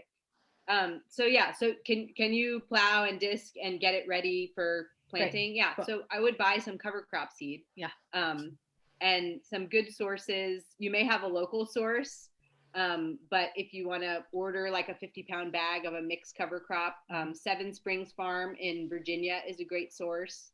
That's the best local source that I can think of. And a mixed cover crop is definitely a good idea in this situation. Yeah. So when you say mixed, a mixture of different types of. Yeah, different types of plants. And so if you're going to be planting now, I would, go for like a spring to summer cover crop, because different kinds of cover crops will thrive in different levels of heat. So I imagine if you're in Kentucky, it gets pretty hot in the summer. Is that true? Mm-hmm. So yeah, so you could either do a cover crop now that's like geared toward the spring, or wait maybe another month. I don't know, when is the last frost where you are? Similar to where you are. Yeah. So I would wait a little bit and then plant a summer mixed cover crop. So that's going to have things like cowpeas, maybe some buckwheat, sorghum, Sudan grass, sun hemp, probably. Things like that. And just let that grow. And then since you have a tractor, I would just let it grow all summer, not let it go to seed. And then, or you could let it go to seed depending on your time frame if you want to do another cover crop next year. But let it grow and then cut it back with a bush hog. So chop it up and cut it back with a bush hog, and then till in the remains. So after you cut it back with a bush hog in the fall, plow, and then disc again, and then plant a winter cover crop. Yeah. Which would be things like Austrian winter peas, different clovers, vetch, rye, winter wheat sometimes is in there. And you can see, even if you don't buy it from Seven Springs, you can look on the Seven Springs Farm Supply website, and they will have different cover crop mixes, and you can kind of I think it has a winter cover crop on it now from the guys that did the tobacco planting, planted a cover crop on it. Yeah, so That's I would awesome. let that go and then bush hog it or mow it, depending on whatever mowing implement you have access to. But bush hogging is nice because it cuts it up much smaller, and then it's easier. It breaks down and incorporates in the soil more. And so then bush hog it, plow it, wait a couple weeks, disc it, and then seed it with the summer cover crop. Let that go. Do the same thing. Seed it with the winter cover crop, and then next spring you will be ready to plant. Depending on, I would also get a soil test and see if and seek out a soil test. You could ask the previous owners what kinds of chemicals they used, and if you can find a lab that will test for those particular chemicals, because then you can know after that year of kind of rehabilitation if some of those chemicals are still persistent, and if they are, you can take a course of action particular to those chemicals. To help break them down or to plant certain things that they're not going to affect. Just like use that information. And there's mycoremediation, which is like these special mycorrhizae or funguses that can break down some chemicals. And there's also some cover crops which uptake a lot of these chemicals into the body of the cover crop, and then you can actually mow the cover crop and take it away.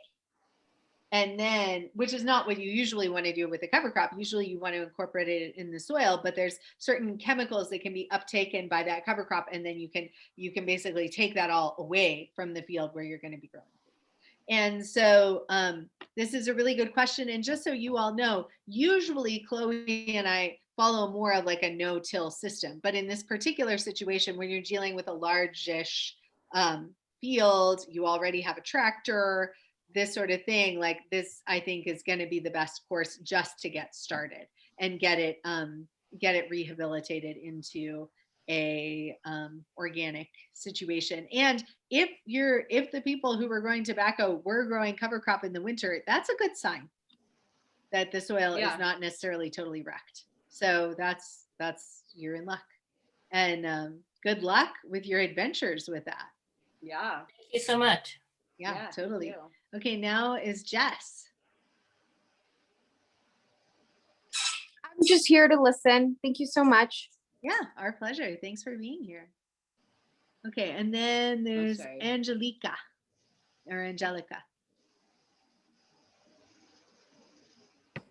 Hi, what is a good tomato?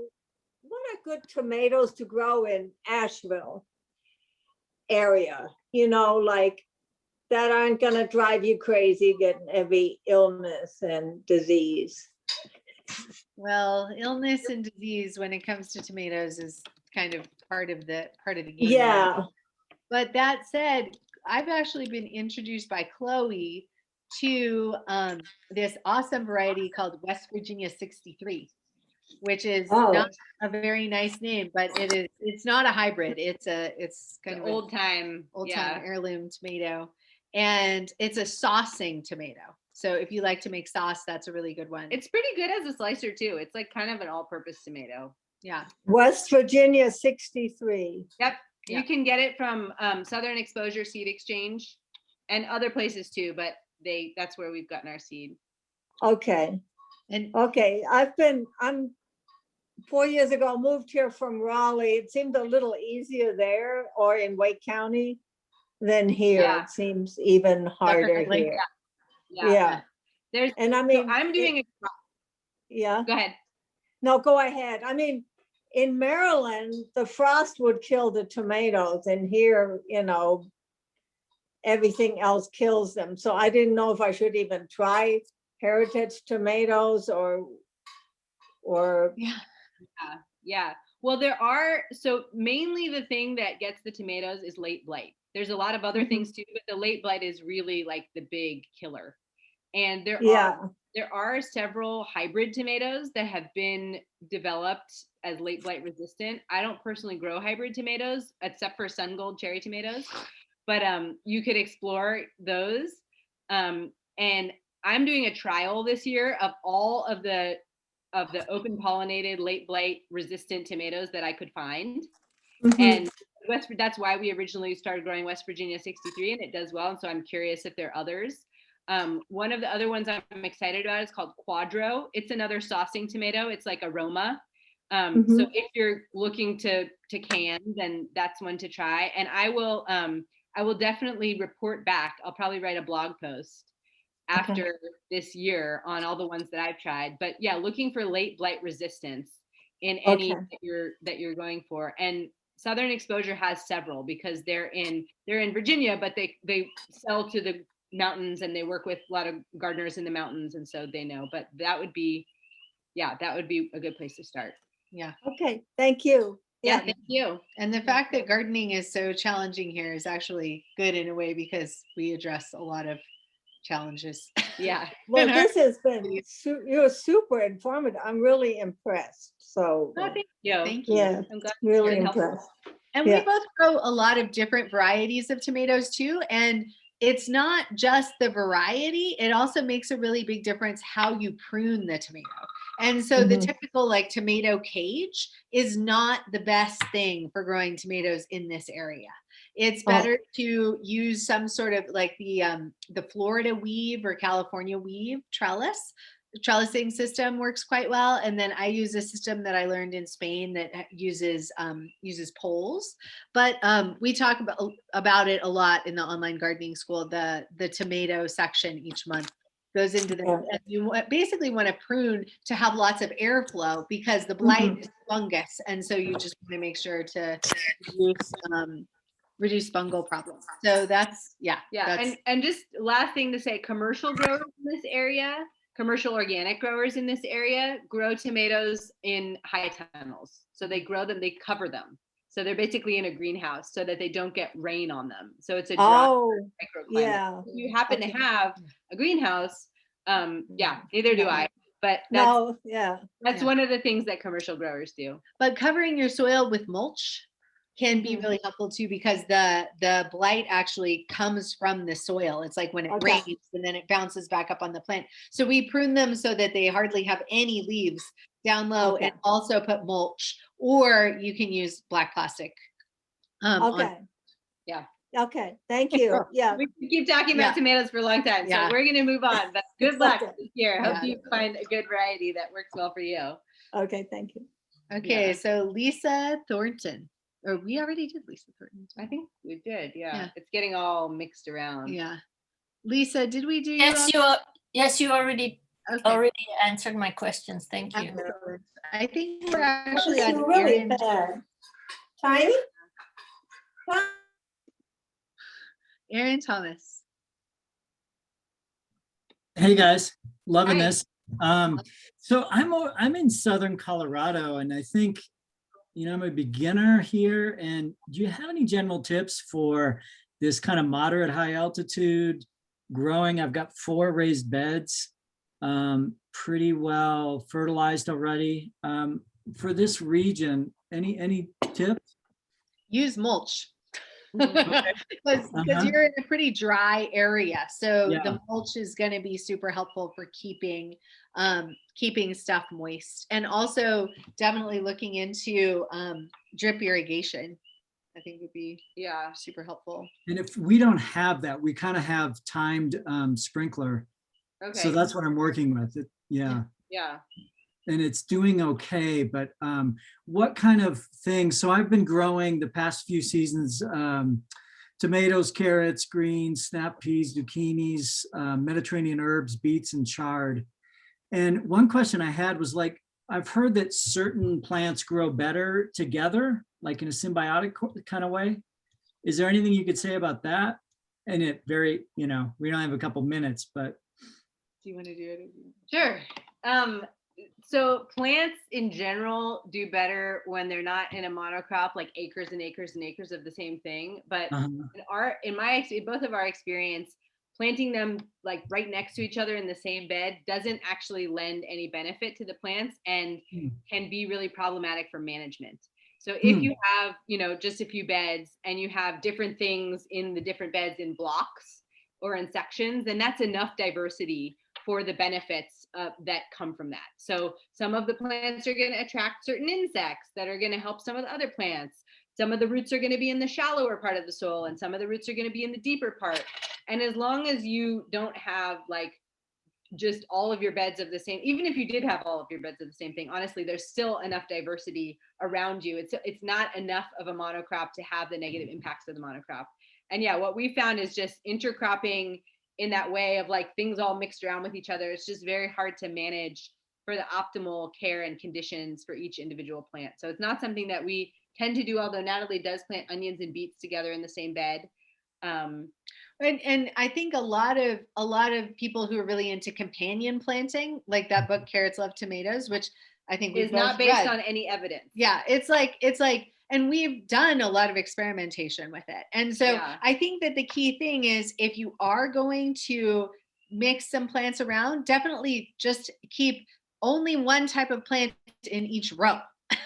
Because then you can like, we're really into rows. Like when I first started gardening, I was like, oh, if you make your rows curvy, then you can fit more in the bed and this sort of thing. It's just totally ridiculous because it makes it a maintenance nightmare.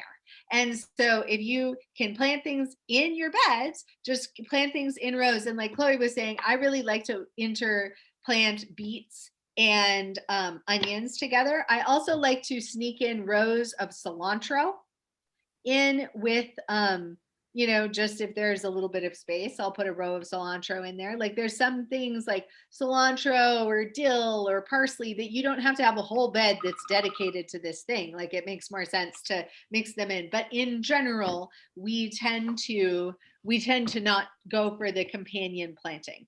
We do, however, do some intercropping, and in the garden school, there's a whole thing about it. Yeah. And in this, do you have the holistic, we had this free class, but it was only available for a short time, called Holistic Garden Planning. Did you happen to get that, Erin?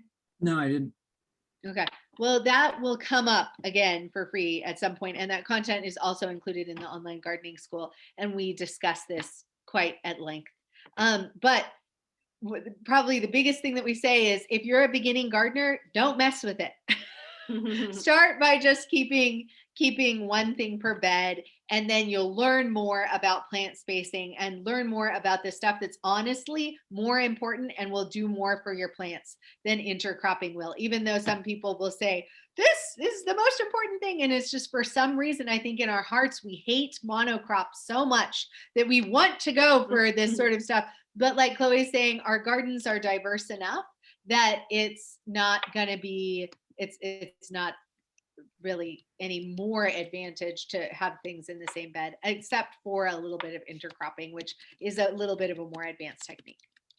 Okay, great. Well, thank you.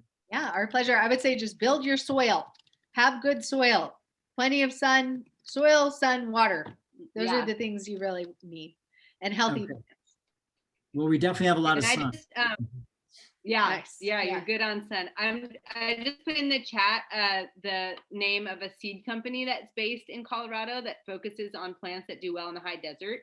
So I don't know what part of Colorado you're in, but they, Durango, like southern. I said, Yeah, connecting with seed companies can be really amazing, because choosing the right varieties for the high altitude situation could make a really big difference. Things that do well here are not necessarily going to do well there. Even if you're growing chard and we're growing chard, there may be varieties that are better adapted to your conditions. So I would check out that high desert seed if you see it in the chat, and then just search around like seed companies in your local area and see what varieties they think are worth growing. Sweet. Okay, thanks, guys. Yeah, thank you. And now Anita. Hi, I am working on a new garden, and it's in soil that's questionable, not organic.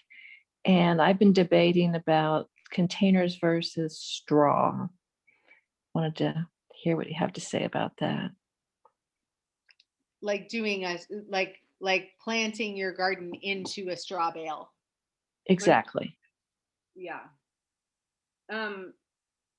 like building you mean building a bed with straw bale, or there's a whole straw bale gardening. Yeah, it's kind of a fad. The straw bale gardening.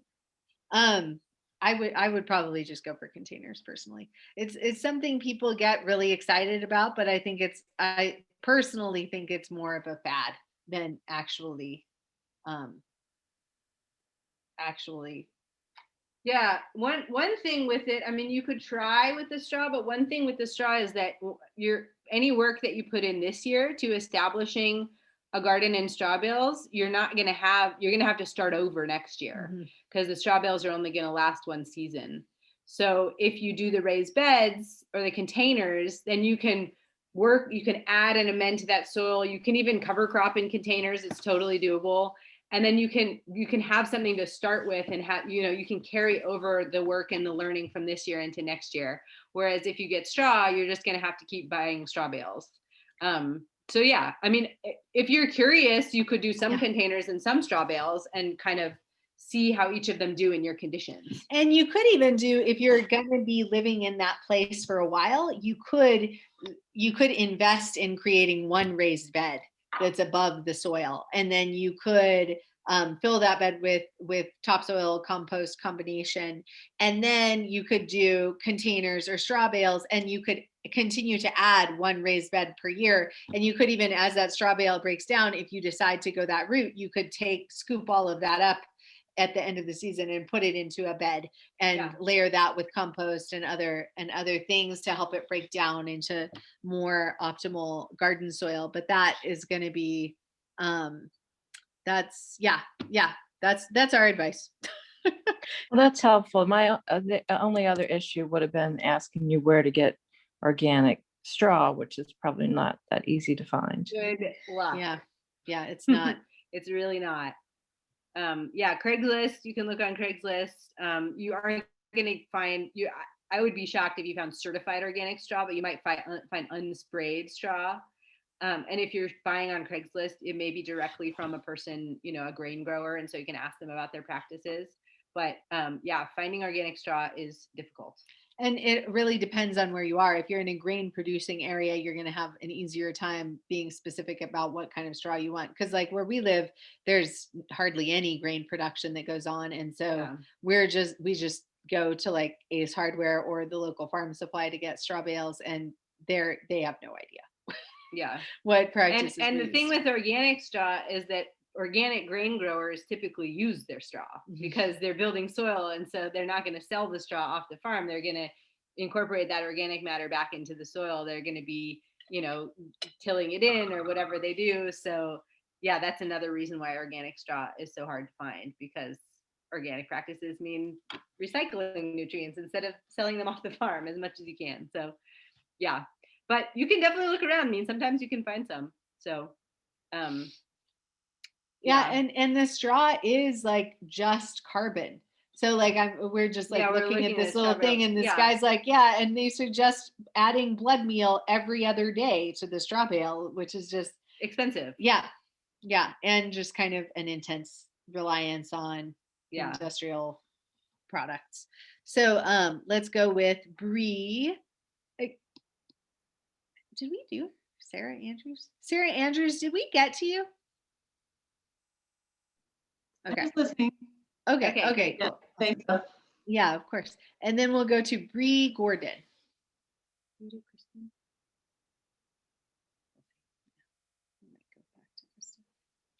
Okay, she's good. She's good. Just listening. Awesome. Cool. So Kristen. Hi, can you hear me? Yeah. Hey, just a couple questions, like really random, but if you have any tips on how to prevent transplants that you're growing at home from getting leggy. And then Another one is, I'm just curious about how you take care of your house plants. Because I know like amending soil outside, but I know it's really random, but if you have any recommendations on caring for your houseplant soil, it's so random, but I'm not comfortable. you're not comfortable? Here, how Well, we'll about this? start with the first question. Okay. So, is preventing your plants from getting leggy. Yeah. Do you have them under lights, or do you have? I've done lights in the past. So like I propped up a table and I have like a long drop light. I know that like intuitively I was thinking to put the light closer would prevent them from getting leggy, but do you just have one light? yeah. Yeah, I mean just like a long strip that you can kind of pulley down. There's like a little lever where you can raise it. So if you just have one light, you need to have your trays be like parallel to that light and not perpendicular to that light. We, I think, have sets of lights. So then our trays, mine has yeah, it's like a grow light. It's not bad. Yes, exactly. Like I got it from Johnny's or something, you know, it's, yeah. So it's one light, but it has multiple bulbs. Yes. Yeah, cool. So that's fine. Make sure, yeah, and putting it really close is good. The thing with that though is especially with brassicas and with a few other things too, if they get too hot, they'll get like even if those peppers. I've burnt peppers before. Yeah. So it's a balance between having enough light but not overheating the situation, because then they can get leggy with the overheating. So that's especially true with like kale and stuff. They actually want to be in the 60s while you're growing them, so they want to be kind of on the cooler side. And if the light is really close, that's going to heat up the soil above 60 degrees. So if you only have one light and you're trying to grow transplants of like kale, different varieties, tomatoes, it can be a little tricky because managing the microclimates can be tricky. But the right amount of light and the right amount of heat is like the simple answer. Thank you. That's so brilliant. I wouldn't have thought of that. Thank you. And then houseplants, I will admit to you, I do not have any houseplants. I love them. I always, when I go into people's houses who have houseplants, I'm like, oh, this is so nice. But I just like, I think like I have so many plants outside to care for, I just can't do it. But that's fair. Feeding them, my mom actually has a lot of beautiful houseplants, and she fertilizes them. So she gets an organic liquid fertilizer and feeds them like once or twice a month. Okay, awesome. That into the water. And yeah, that would be my recommendation. Okay, great. And then one last question for planting crops in just a garden bed that's rather shady. What would you recommend crop wise? That what'd you say? Greens like lettuces, salad greens. Spinach, okay. Cilantro. Okay. Yeah, anything where you're gonna eat the leaves. Yeah. Okay, awesome. Thank you. And thank you for like hanging out with my toddler and I too. Yeah. Children are always welcome on the Q&A. Thank you, ladies. Very impressed with your work. Appreciate it. Thank you. Pleasure. Yeah. And then is that everybody? I think we're good. Did we get Anita? Did we get you, Anita? Anita. Leanne Brown. Did we Leanne not get you? Go for it. Okay, and Dawn Marie. Oh yeah. Yeah, I've been tracking y'all for a little while, but I have a cabin in Marshall and I'm a teacher, so I'm usually up north. I have a double life, but this year I've been here. So I've been this past year experimenting with small beds and wanting to get into it. So it sounds like I need to take the growing school, but I guess there's so many questions I have. But my teenager is going to take your herbal class in May, bare torn. But I have all these seeds. Beautiful. I wanted to know, where do I get a rain barrel? And one thing I want to clarify is there's the organic growers school. Oh, okay. We are the online gardening school. Oh, so right. Just to clarify, they're two different things. And the organic growers school is an amazing program. And I've definitely gone to their conference a bunch. And it's a totally different thing than our online gardening school, which is this very comprehensive online thing that's part of Wild Abundance. So as far as rain barrels go, Do they sell them at Lotus or something? Probably. Yeah, I would go to Lotus in West Or Asheville. call them. Yeah. Yeah. And since you're in then Marshall. I'm sure online. Who do you Yeah. think? I mean, sometimes they've sold them at Earth Fair. They Yeah. have them out in the front of Earth Yeah, Fair. totally. And you can also make your own. So you Yeah. can get a barrel for like 10 or 15 bucks often on Craigslist, and then just go to Lowe's and get the fixture and Yeah. attach it. So if you feel competent or know somebody who feels competent with like putting that together, then you can save money there. But it's nice to get it all put together too. So And if- depending on your time, money balance. And if you do buy a barrel, it's very helpful to get one that has a removable top, because if they just have one of those bungs, it's very hard to like get in there to tighten all the fixtures if there's just the bung. Yeah. So yeah, I think we've both made them at various times, but you know, I think they cost like $110 or something, which seems like a lot, but Yeah, it's worth it. sometimes when you have to deal with all the stuff, it's worth it to buy the thing. So it just depends on whether you have more time in this situation or more money in this situation. So yeah, it's a good question. You still have like another minute and a half. Do you have any other Oh, questions? yeah. And I mean, the reason I need the rain barrel is because I have one of my plots is at the top of a hill, not near my well, and I strung all these hoses together for when things were starting. It's actually more of a ritual spiral garden that has herbs and some natural plants and flowers. And I was guilty of throwing everything in there to see what would happen. I just kept expanding this spiral, but it's Oh. more like it was more like a spiritual quest. But I'd love to. I'm going to replenish that now. So I'm just trying to figure out things that it's a very sort of weedy field usually. And I cleared it and I just dumped bags of Reams Creek organic stuff on it, you know, and this spiral. I just sort of made it up. So fun. Well, you know, it's got motherwort in the middle. It's got, so that's one of the few things that's coming back. So I'm trying to figure out, you know, herbs I can put in there that might last. Might for yet other come back as it gets warmer. What? A lot of things might yet come back as it gets warmer. So things are just, perennial herbs are just starting to pop up. Oh, So okay. what other kinds of things did you have in there? My clary sage, I see no sign of it. That could still come back. I had Yeah. some swamp sunflowers. I don't see any sign of them. Like, yeah.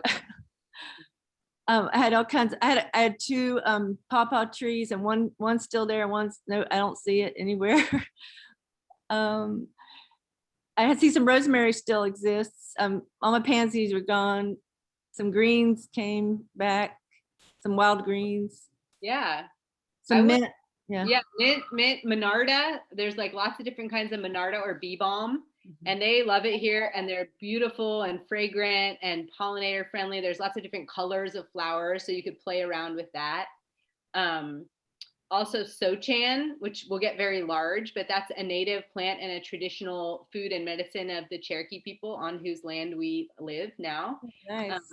And it has beautiful yellow flowers. Yellow-headed coneflower is what it's called. What is it called? Yellow flower. Green-headed coneflower. What else for a herb spiral? I mean, I would put like all the Mediterranean herbs and just see how they do. What else? I had is that how you pronounce it? Campaign. That might still come back. Yeah, that will come back a little later probably. Yeah. Okay. And I that's hope I didn't rip it up. There were some dead things that I took out.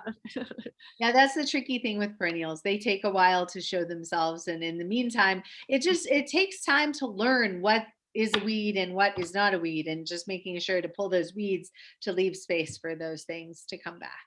So we are probably going to go ahead and wrap things up. Did anyone, Dawn Marie, we didn't get to you. Do you want to ask a question? Well, that would be great. Thank you. And thank you for being patient. I want to start a new garden bed. I really just started gardening last year. I wanted to start like something like lasagna garden, but of course I should have started it in the fall and didn't. So I figure I'm going to probably have to do, a little bit of lasagna garden, a little bit of bringing in my own compost, etc. So I'm just trying to figure out a timeline. Now, the site that I have, we just had a lot of snow melt this year, and I noticed a lot of pooling, and I know that we have a lot of clay soil here. So I'm figuring I've been collecting cardboard. I've collected some seaweed. Of course, I'm not going to have a lot of things like dead leaves or whatever because of the time of year. I figured I have a whole bunch of pine cones. I figured I could break apart and kind of add as a layer. Any and sticks and twigs and stuff I know I can do, and compost. So it's probably going to take a little while to build this up, and I'm probably going to start early May. But I was wondering when I could start like planting a cover crop. Should I start in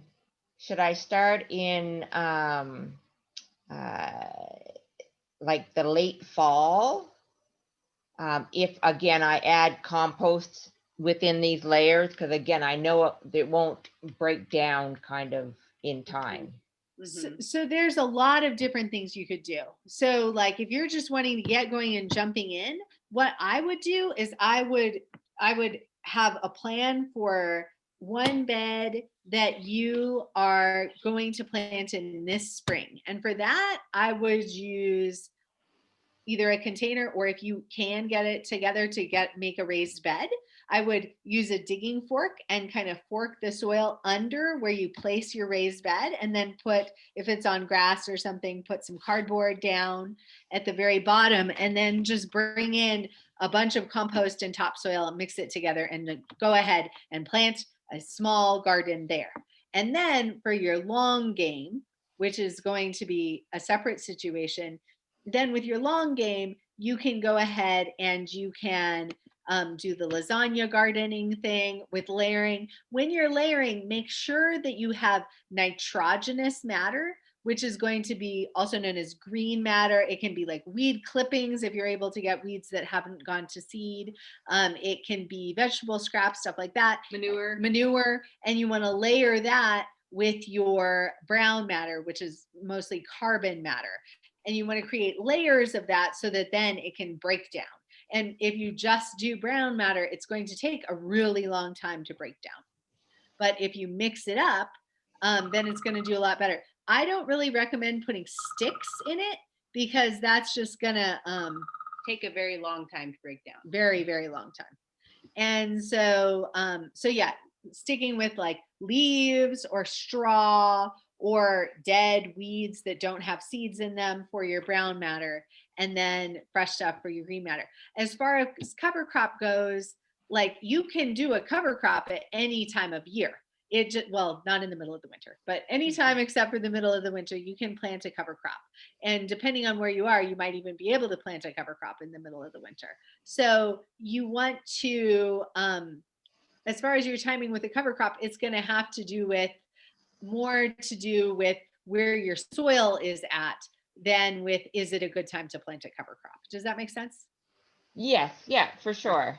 Well, and then with the cover crop too, another question to think about is when do you want to plant into that bed? Mm-hmm. So you wouldn't sow a cover crop if you're planning to plant vegetables a month later. Yeah. Because the benefits of a cover crop is that those plants get to grow in that area for a whole season, ideally, or at least a couple of months. And then you either mix them in, you cut them back. Natalie talked at length at the beginning of the Q&A about what to do to transition from a cover crop to planting. So I'm not going to go into that, but it doesn't make sense to plant a cover crop if you're planning to plant vegetables like in 6 weeks. Yeah. Unless it's buckwheat. Yeah. Well, which you can only plant in the middle of the summer. I did plant buckwheat last year because we started a garden bed last year as well. So I did plant buckwheat then. That was my first cover crop. And I live in New Brunswick, Canada. So no cover crops in the middle of winter. No. Yeah. my thought was possibly I might be able to get a cover crop in maybe August, the month of August, depending on how it went. Yeah. And then maybe do something in September, but I just didn't, I kind of have been going back and forth, realizing that there just might not be enough time in between starting the garden bed in May and playing that way. And again, I apologize for missing your earlier. Will there be a replay so I can find out? We'll post this whole Q&A on YouTube. So on YouTube? Yeah, on the Wild Abundance YouTube channel, which okay, we post classes and things. But the thing with the cover crop, I just want to say, if you get your lasagna garden beds going in May, and then you plant a cover crop in August, that cover crop may stand until it is frost killed in the winter. So planting it in August will keep the ground covered throughout the winter. So it's not like you wouldn't plant in August and then again in September with the cover crop. You plant the cover crop and it's there for, if it's in August, it's going to be there for several months. So yeah, just to keep that in mind with the cover crop. You don't have to plant cover crop every month. Except for buckwheat, which may have given, if you started with buckwheat. I started with buckwheat. A different idea, because buckwheat is such a short quick, season cover crop, but most cover crops need to be in the soil for many months before they come, or at least 3 months. For them to be able to come to maturity. And so like if you're planting in New Brunswick, you would be planting, say, Austrian winter peas probably in September. And so if you planted then in September, if you planted Austrian winter peas and like tillage radish, probably early September, then they would winter kill, and then that would be fine. And then you would go ahead and plant vegetables in the spring. Okay, great. Again, I was thinking of tillage radish because of the fact that I'm pretty sure our soil is quite clayish. Yeah. So I thought that might be an appropriate one for that and bed. it may be that the raised beds are a better option for you than trying to work with the clay soil, just with the drainage that you mentioned. You can play around with it, but with really, really waterlogged, heavy clay soil, it will take a lot to plant right in the ground and have that work. And so in some cases, like I'm looking at Natalie's garden, she had a very boggy place and chose to do raised beds. So yeah, you can just kind of experiment and see what works in your conditions. And we're gonna need we're to at time. But I'm thank you. Just saying one quick thing, and that's that I've had really good luck with using a mineral called green sand for breaking up clay soil.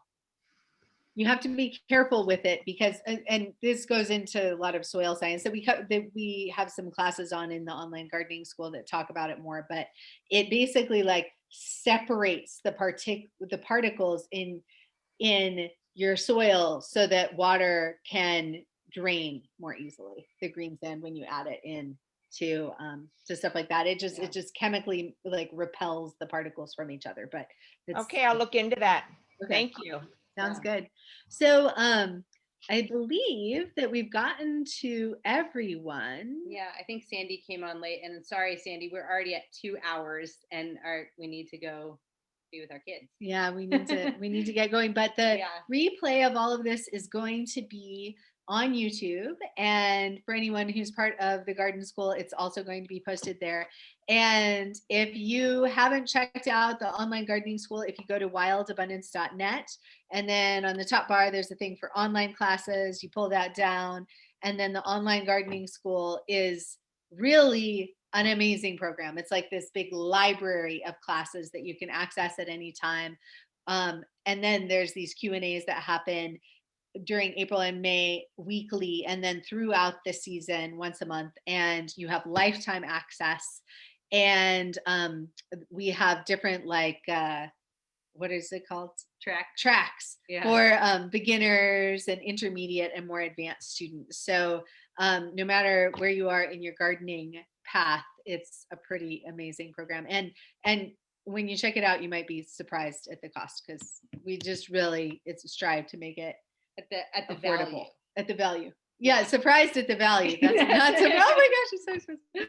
No, it's we really try to price it so that it can be accessible to everyone. So please check it out. It's really awesome. Yeah, and thanks for being with us here. It's really so wonderful to be guided by your hands-on practical questions and know what's coming up in your garden, what kinds of things you're dealing with. It just helps us be better teachers, and it's really fun. So thanks for spending your Saturday with us. Yeah. Thank you both so much. Yeah, you're so welcome. Thank you. Take Bye. care. Bye-bye. Thank you. Thank you.